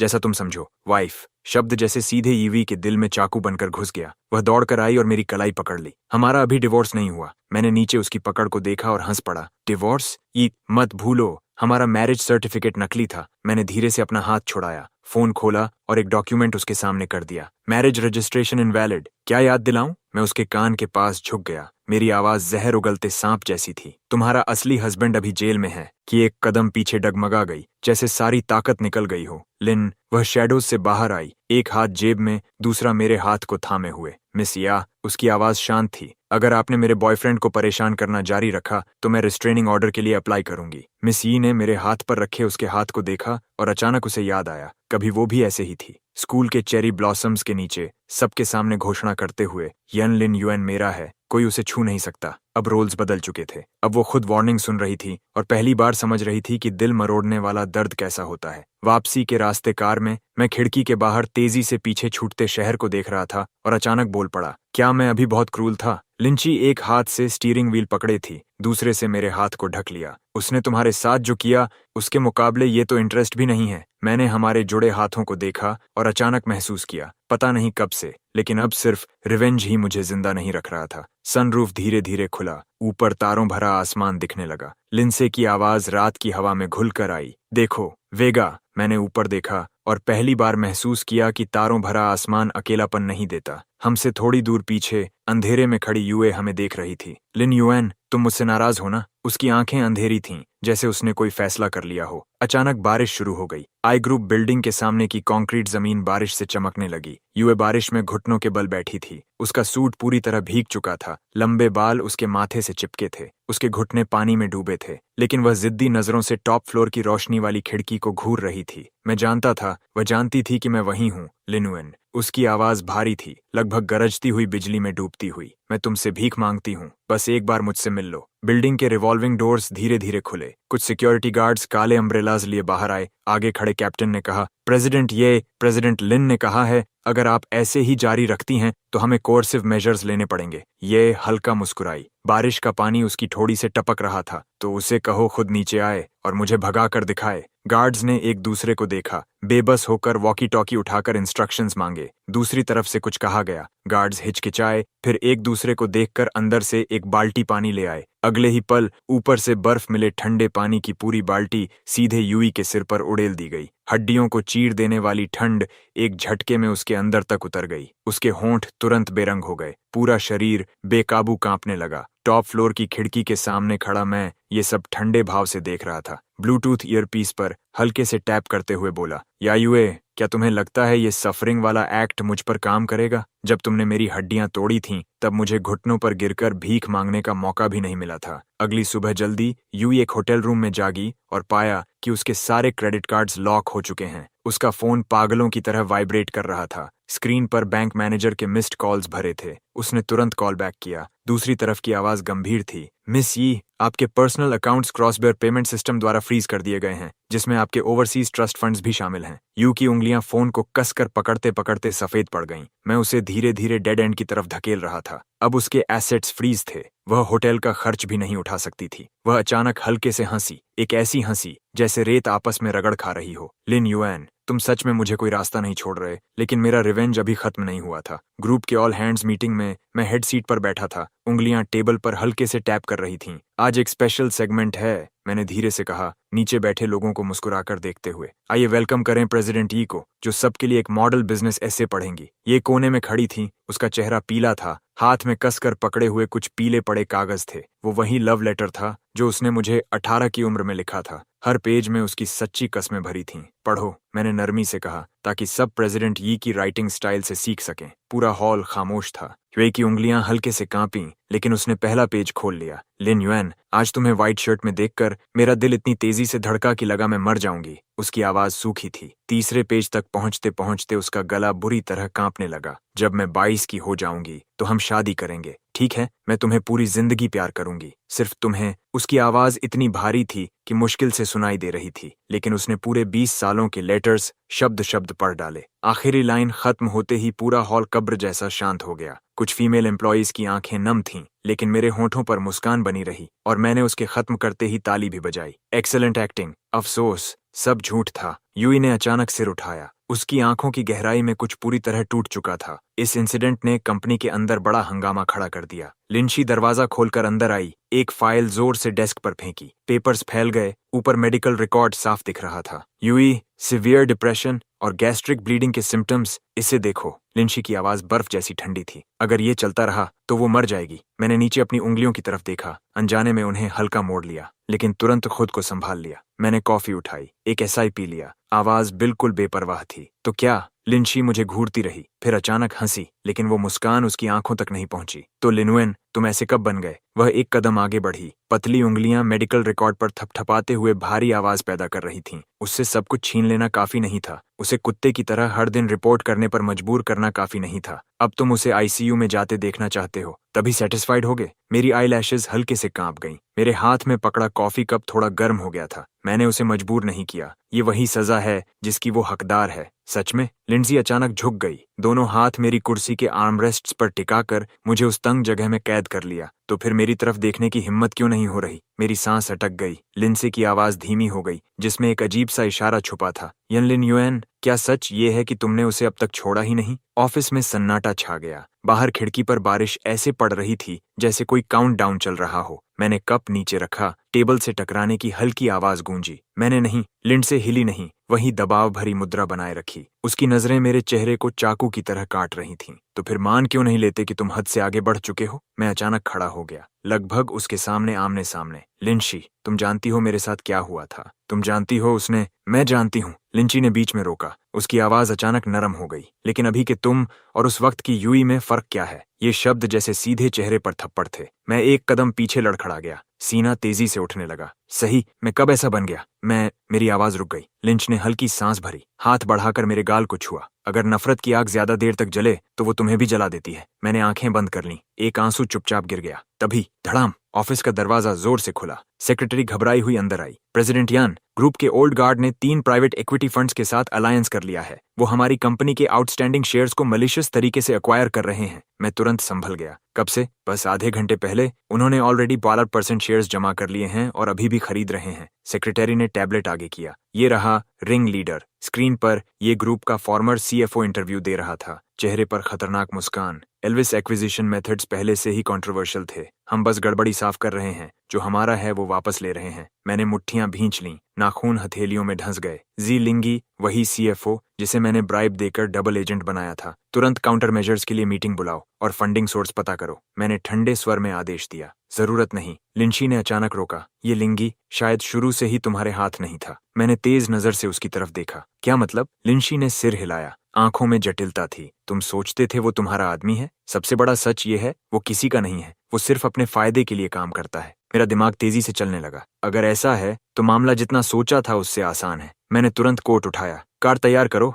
वाई ग्रुप चलते हैं। लिन वह भौहें चढ़ाकर बोली, क्यों जा रहे हो? मैंने पीछे देखे बिना कहा, ईवी को ढूंढने। जब मैंने दरवाजा खोला, Evie floor to ceiling window के सामने खड़ी थी। उसकी पतली पीठ एक परछाई जैसी लग रही थी। आवाज सुनकर उसने धीरे से मुड़कर देखा। आंखों में एक पल के लिए हैरानी चमकी, फिर तुरंत वहीं ठंडी खामोशी लौट आई। डिस्टिंग्विश्ड गेस्ट, क्या प्रेसिडेंट यान खुद इंस्पेक्शन के लिए आई हैं? मैं सीधा उसके पास गया, टैबलेट उसके सामने सरका दिया। इसका एक्सप्लेन करो। ये ने स्क्रीन पर नजर डाली, हल्का सा भौहें सिकोड़ते हुए बोली, मुझे इसके बारे में कुछ नहीं पता। गी तुम्हारा आदमी है? था, ये ने मेरी आंखों में देखते हुए कहा, जैसे मैं कभी तुम्हारी थी। मेरी सांस रुक गई। हम कुछ पल तक एक दूसरे को देखते रहे। मैंने अचानक गहरी सांस ली। मैं चाहता हूँ तुम मेरे साथ मिलकर इसे सुलझाओ। यूई चौंक गई। बाहर बारिश और तेज हो गई थी। कांच पर बहती धारियां आंसुओं जैसी लग रही थीं। क्यों? उसने धीरे से पूछा। कुछ पल की खामोशी, फिर मैंने जवाब दिया, जो मुझे खुद भी हैरान कर गया। क्योंकि सिर्फ तुम समझती हो कि ई ग्रुप का ओल्ड गार्ड कैसे काम करता है। ये पूरी सच्चाई नहीं थी।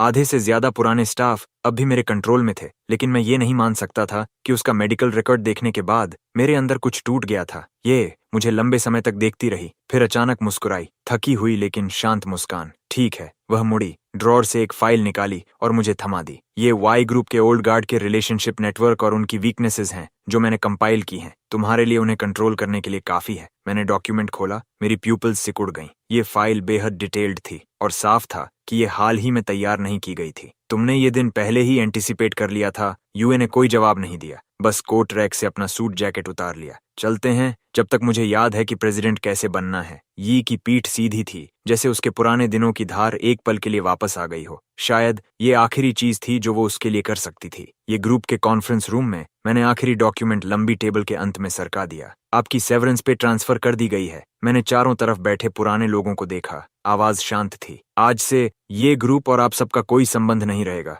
CFO कांपते हुए बोला, प्रेसिडेंट यान, हमने वी फैमिली के साथ 30 साल बिताए हैं, इसीलिए आपको डबल कॉम्पेंसेशन मिल रही है, ताकि आप सम्मान के साथ जा सकें। मैंने टेबल पर हल्का टैप किया, वरना जू की तरह जेल में बैठकर सोइंग मशीन गिनते हुए दिन काटने पड़ते। कॉन्फ्रेंस रूम तुरंत खामोश हो गया। कोने में ये सिर झुकाए बैठी थी। उसके सूट जैकेट की सिलवटें अब भी पिछली रात की बारिश से नम थीं। पूरे मीटिंग में वो एक बेजान शरीर की तरह चुप रही। सबके जाने के बाद भी यूई वहीं बिना हिले बैठी रही। कुछ और? मैंने फाइल बंद करते हुए पूछा। उसने अचानक हाथ बढ़ाकर फाइल पर दबाव डाला। उसकी नकल्स सफेद पड़ गईं। क्या सच में हमारे बीच कोई पॉसिबिलिटी नहीं बची? मेरी नजर उसके हाथ पर पड़ी, जहां कल रात शीशा तोड़ने से नई चोट लगी थी। मुझे याद आया, सालों पहले टीनेज ये दीवार चढ़कर मेरे लिए स्ट्रॉबेरीज लाती थी। लोहे की जाली से उसके हाथ कट जाते थे, लेकिन वो हंसकर कहती थी, दर्द नहीं होता। तुम जानती हो उस दिन बोरे में पड़े हुए मैं क्या सोच रहा था? मैंने धीरे से कहा, मैं सोच रहा था अगर तुम बस एक बार मुड़कर मुझे देख लेती। यूई की प्यूपल्स जोर से सिकुड़ गईं, लेकिन तुमने नहीं देखा। मैंने फाइल वापस खींच ली। तो मेरा जवाब है, नहीं, बिल्कुल भी नहीं। लिंक्स की आवाज अचानक मेरे दिमाग में गूंज उठी। वो सही थी। रिवेंज का सबसे अच्छा अंत पूरी तरह भूल जाना होता है। मैं मुड़ा और फ्लोर टू सीलिंग विंडो की तरफ चल दिया। बादलों को चीरती धूप मेरे शरीर पर हल्की सुनहरी परत डाल रही थी। कुछ दिनों बाद मुझे एक अनजान नंबर से एक वीडियो मिला। उसमें ये पत्थर की सीढ़ियों पर घुटनों के बल थी। उसका माथा ग्रीनस्टोन स्लैब से लगा हुआ था। 3 सीढ़ियां, एक प्रणाम। सीढ़ियां गहरे लाल खून से दागी हुई थीं। उसके घुटने पूरी तरह जख्मी हो चुके थे। ये उसी मंदिर की आवाज है जहां आपने उसके लिए प्रेयर बीड्स मांगे थे। असिस्टेंट धीमी आवाज में रिपोर्ट कर रहा था। प्रेसिडेंट ये 3 दिनों से घुटनों पर हैं। एबट कहता है वो सब कुछ पलटने की भीख मांग रही है। मैंने वीडियो बंद कर दिया। अब उसके बारे में रिपोर्ट करने की जरूरत नहीं। मैं सेफ के पास गया, एक शेयर ट्रांसफर एग्रीमेंट निकाला। साइन करने के बाद एक पल रुका, फिर एक स्टिकी नोट निकाला। पेन कुछ देर तक हवा में ठहरा रहा। फिर मैंने सिर्फ 3 शब्द लिखे, ऑल डेट्स क्लियर्ड। जब यूई को ये डॉक्यूमेंट्स मिले, वो मंदिर के मेडिटेशन रूम में लेटी थी। उसे तेज बुखार था, पूरी तरह बेहोश। एबट ने आह भरी और उसके पास गर्म चाय रखी। बेनिफैक्टर, ऑब्सेशन सिर्फ दूसरों को ही नहीं, खुद को भी चोट पहुंचाता है। उसने कांपते हुए डॉक्यूमेंट खोला। शेयर ट्रांसफर अग्रीमेंट बाहर फिसल आया। खिड़की से आई हवा ने स्टिकी नोट को उड़ा दिया और वो धीरे से उसके सीने पर आ गिरा। अपनी धुंधली यादों में उसे वो दिन याद आया जब वो 20 साल की थी। मैं बर्फ में उसका इंतजार कर रहा था। मेरी नाक ठंड से लाल हो गई थी, लेकिन मैं फिर भी मुस्कुराकर बोला था, ई आखिर तुम आ गई। लेकिन अब मैं इंतजार खत्म कर चुका हूँ। खिड़की के बाहर जिंगडोंग में उस साल की पहली बर्फ चुपचाप गिर रही थी। लिंक्स की कार सबर्ब्स में एक सफेद इमारत के सामने रुकती है। मैं इसे पूरा होने तक छुपाना चाहती थी। वह मेरे लिए कार डोर खोलती है। उसकी उंगलियां हल्के से मेरी हथेली को छूती हैं। लेकिन कोई है जो इन दिनों बहुत वर्कहॉलिक हो गया है। डेट के लिए वक्त ही नहीं। मैंने भौं उठाई। डॉक्टर लिन, क्या तुम शिकायत कर रही हो? ये शिकायत नहीं, एक्यूजेशन है। उसने ऊपर देखकर हल्के से मेरे ईयरलोब को काटा। तुमने मुझे 3 दिन और 7 घंटे तक इग्नोर किया है। इमारत के अंदर रोशनी चकाचौंध कर रही थी। कॉरिडोर के आखिर में एक क्रिस्टल प्लाक लाल कपड़े से ढका हुआ था। लिंक अचानक पीछे से मेरी आंखें ढक लेती हैं। 3 सेकंड का काउंटडाउन। अंधेरे में मुझे कपड़ा गिरने की आवाज सुनाई देती है। अब देखो, लाल कपड़ा जमीन पर गिरता है और प्लाक सामने आता है। Yanling UN trauma medicine research centre, रोशनी में चमकता हुआ। इसका सारा प्रॉफिट ट्रॉमा सीक्वले की रिसर्च में जाएगा, उन पुराने जख्मों के लिए भी जो तुम्हारे घुटनों पर हैं। लिनक्स की सांस मेरे कान के पास से गुजरती है। मैं प्लाक को घूरता रह जाता हूँ। गला अचानक भारी हो जाता है। सालों पहले बीड्स के लिए घुटनों के बल प्रार्थना करने से जो निशान पड़े थे, उसे सब याद था। मुझे नहीं पता ये इत्तेफाक था या नहीं, लेकिन सेंटर के लाउंज की फ्लोर टू सीलिंग विंडो सीधे पुराने ई ग्रुप बिल्डिंग की तरफ थी। मैं नीचे डेटा देख रहा था, तभी सीलिंग पर एक चलता हुआ लाइट स्पॉट नजर आया। ऊपर देखा तो सफेद दीवार पर नीले फ्लोरेसेंट शब्द चमक रहे थे। लिंग्युआन, पतंग पेड़ में फंस गई है। मैं जड़ हो गया। ये वही कोड था जो यूई ने 16 साल की उम्र में बनाया था। उस दिन वो मेरे लिए पतंग उतारते हुए गिर गई थी। उसका हाथ टूट गया था, फिर भी वो मुस्कुराकर बोली थी, लिन युएन, मत रो, मुझे दर्द नहीं हो रहा। सामने की इमारत की छत पर एक पतली सी आकृति रेलिंग के सहारे खड़ी थी, हाथ में लेजर पॉइंटर। इतनी दूर से भी मैं पहचान गया, वो यूई थी। उसने वही यूनिफॉर्म जैकेट पहनी थी जैसे हम जेल से निकलने के बाद पहना करते थे, एक जिद्दी भूत की तरह। लाइट स्पॉट फिर हिला और नए शब्द उभरे, इस बार मैं तुम्हें पकड़ लूंगी। मैंने 3 सेकंड तक देखा, फिर उठकर कर्टन्स बंद कर दिए। कमरा तुरंत अंधेरे में डूब गया। मैंने लिंसी को कॉल किया, तुरंत लाउंज में आओ और वो रिंग भी लाना जो तुमने चेंजिंग रूम के दूसरे ड्रॉअर में छुपाई है। मेरी आवाज अजीब तरह से शांत थी। दूसरी तरफ टूल्स गिरने की आवाज आई। तुम्हें कब से पता था? लिनक्स की सांस तेज हो रही थी। मैंने कर्टन की दरार से आती रोशनी को देखा। होंठ हल्के से मुड़े। पिछली बार जब तुमने मेरी फिंगर सीक्रेटली मेजर की थी, चॉक डस्ट पूरा हाथ पर लग गया था। सामने से लेजर बीम कर्टन्स को भेदने की कोशिश कर रही थी। फर्श पर हल्की रोशनी बन रही थी। मैंने उस रोशनी पर पैर रख दिया। बाहर कदमों की आहट पास आ रही थी। लिनी, मैंने अचानक उसका पूरा नाम लिया। मुझे अभी यहीं चाहिए। दरवाजा जोर से खुला। वो वेलवेट रिंग बॉक्स को कसकर पकड़े हुए थी। सांस फूल रही थी, आंखें चमक रही थीं। मेरे पैरों के नीचे लेजर लाइट एक बार झिलमिलाई, फिर पूरी तरह बुझ गई। मेरी शादी लगभग प्लान के मुताबिक ही हुई, कोई भव्य रस्में नहीं। एल्प्स के स्टारगेजिंग प्लेटफॉर्म पर मैंने उसका हाथ थामा और रिंग्स एक्सचेंज की। नीचे सिर्फ 10 करीबी लोग थे। शैंपेन ग्लासेस की टकराने की आवाज पहाड़ी हवा में मिलकर टूटते सितारों जैसी लग रही थी। मुझे लगा तुम्हें ग्रैंड वेडिंग चाहिए। मैंने झुककर उसे चूमा। लिनी ने मिल्की वे की तरफ देखा। जो कभी सेंटर ऑफ अटेंशन रहे हों वही जानते हैं कि शांति कितनी कीमती होती है। वेटर ढेर सारे गिफ्ट्स लेकर आया। उनमें एक काला एबनी बॉक्स खास नजर आ रहा था। मैंने उसे खोला। मेरी उंगलियां हल्के से कांप गईं। अंदर वही प्रेयर बीड्स थे जो यी ने कभी जियाओ को दिए थे। हर सैंडलवुड बीड हल्की चमक दे रहा था, जैसे लंबे समय तक किसी ने उन्हें छुआ हो। साथ में एक कार्ड था, सिर्फ 7 शब्द, इस बार तुम्हारी शांति के लिए प्रार्थना मेरी है। लिनक्स ने बॉक्स छीन लिया और असिस्टेंट को दे दिया। इसे मंदिर में डोनेट कर दो। मैं हंस पड़ा। बीड्स को कैजुअली वेडिंग बुके पर टांग दिया। एक वार्निंग भी है और एक अच्छी कहानी भी। कड़ी सुरक्षा वाले साइकियाट्रिक हॉस्पिटल के अंदर वार्ड में टीवी पर हमारी शादी की खबर चल रही थी। जियू की पतली उंगलियां स्क्रीन को नोच रही थीं। नाखून टूटकर खून बह रहा था। उसे कुछ समझ नहीं था। मैं उसका हस्बैंड हूँ। वह चिल्लाया, ग्लास कप तोड़ दिया। देखो, मैं उससे ज्यादा जवान और हैंडसम हूँ, है ना? गार्ड ठंडे भाव से देखता रहा जब तक वह थककर खून के बीच गिर नहीं गया। फिर उसे मरे हुए कुत्ते की तरह घसीटकर बेड पर फेंक दिया। नंबर 0487 फिर से पागलपन कर रहा है। नर्स अपनी किताब में नोट करती है, आज सेल्फ हार्म के 7 इंसिडेंट्स। जैसे ही ये शब्द बोले जाते हैं, जियू फिर चीख उठता है और एक मिरर गिरा देता है। ये क्या है? किसने भेजा ये? उसका चेहरा भयानक स्कार्स से भरा था। दाहिनी आंख पूरी तरह बंद भी नहीं हो पा रही थी। गार्ड उसे ठंडी नजर से देखता है। अनोनिमस डोनेशन नियमों के अनुसार तुम्हें इसे एक्सेप्ट करना होगा। जियाजू पागलों की तरह अपना चेहरा नोचने लगता है जब तक खून बहने नहीं लगता। वह इस मिरर को पहचानता है। फ्रेम पर एक छोटी सी लाइन खुदी हुई है, अब देखो तुम किस जैसे लगते हो। जियाओ मिरर को दीवार पर दे मारता है। टुकड़े हर तरफ बिखर जाते हैं। खिड़की के बाहर लोहे की सलाखों के पार एक कौवा उड़ता हुआ गुजरता है। उसकी तीखी आवाज जैसे बेरहमी से मजाक उड़ा रही हो। अफ्रीका के रेगिस्तान में बने एक फील्ड हॉस्पिटल में ईवी जमीन पर घुटनों के बल बैठी है। एक बच्चे के जख्म पर पट्टी बांध रही है। तेज धूप उसकी गर्दन की त्वचा को जला रही है। उसका महंगा सूट अब एक पुराने सिकुड़े हुए खुरदरे कपड़े से बदल चुका है। जब वो बच्चा शर्माते हुए उसे एक गंदी कैंडी देता है, उसे धुंधली सी याद आती है। मैं 18 की उम्र में उसकी किताबों में स्ट्रॉबेरी हार्ड कैंडीज छुपा देता था। तभी उसका फोन वाइब्रेट करता है। हेडलाइंस चमकती हैं। एलआई आज पब्लिक हो गया। अनुमानित मार्केट वैल्यू 1 ट्रिलियन से ज्यादा। लॉक स्क्रीन जलते ही पास खड़ी नर्स हैरान रह जाती है। आमतौर पर शांत रहने वाली ये चाइनीज डॉक्टर, उसके फोन का वॉलपेपर एक टीनेजर का है। फोटो में वो लड़का यूनिफॉर्म में चेरी ब्लॉसम ट्री के नीचे खड़ा है, पीछे मुड़कर मुस्कुरा रहा है। घंटी बजते ही न्यूयॉर्क की एक रूफटॉप पर लिंग फायरवर्क्स जलाती है। ईपो लिस्टिंग के लिए गिफ्ट। वो पीछे से मुझे गले लगाती है, अपनी ठोड़ी मेरे कंधे पर टिकाते हुए। यूई की तरह पूरे अम्यूजमेंट पार्क बुक करने जैसा नहीं है। ये कैसा है? मैं मुड़कर लिंच को किस करता हूँ। उससे तुलना ही नहीं, तुम उससे 10 गुना बेहतर हो। हमारे ऊपर फायरवर्क्स फूट रहे हैं। उनकी रोशनी वॉल स्ट्रीट की कभी खत्म न होने वाली इच्छाओं को चमका रही है। जगमगाती रोशनी और उसके बीच एक कहानी आखिरकार अपने अंजाम तक पहुंच चुकी थी।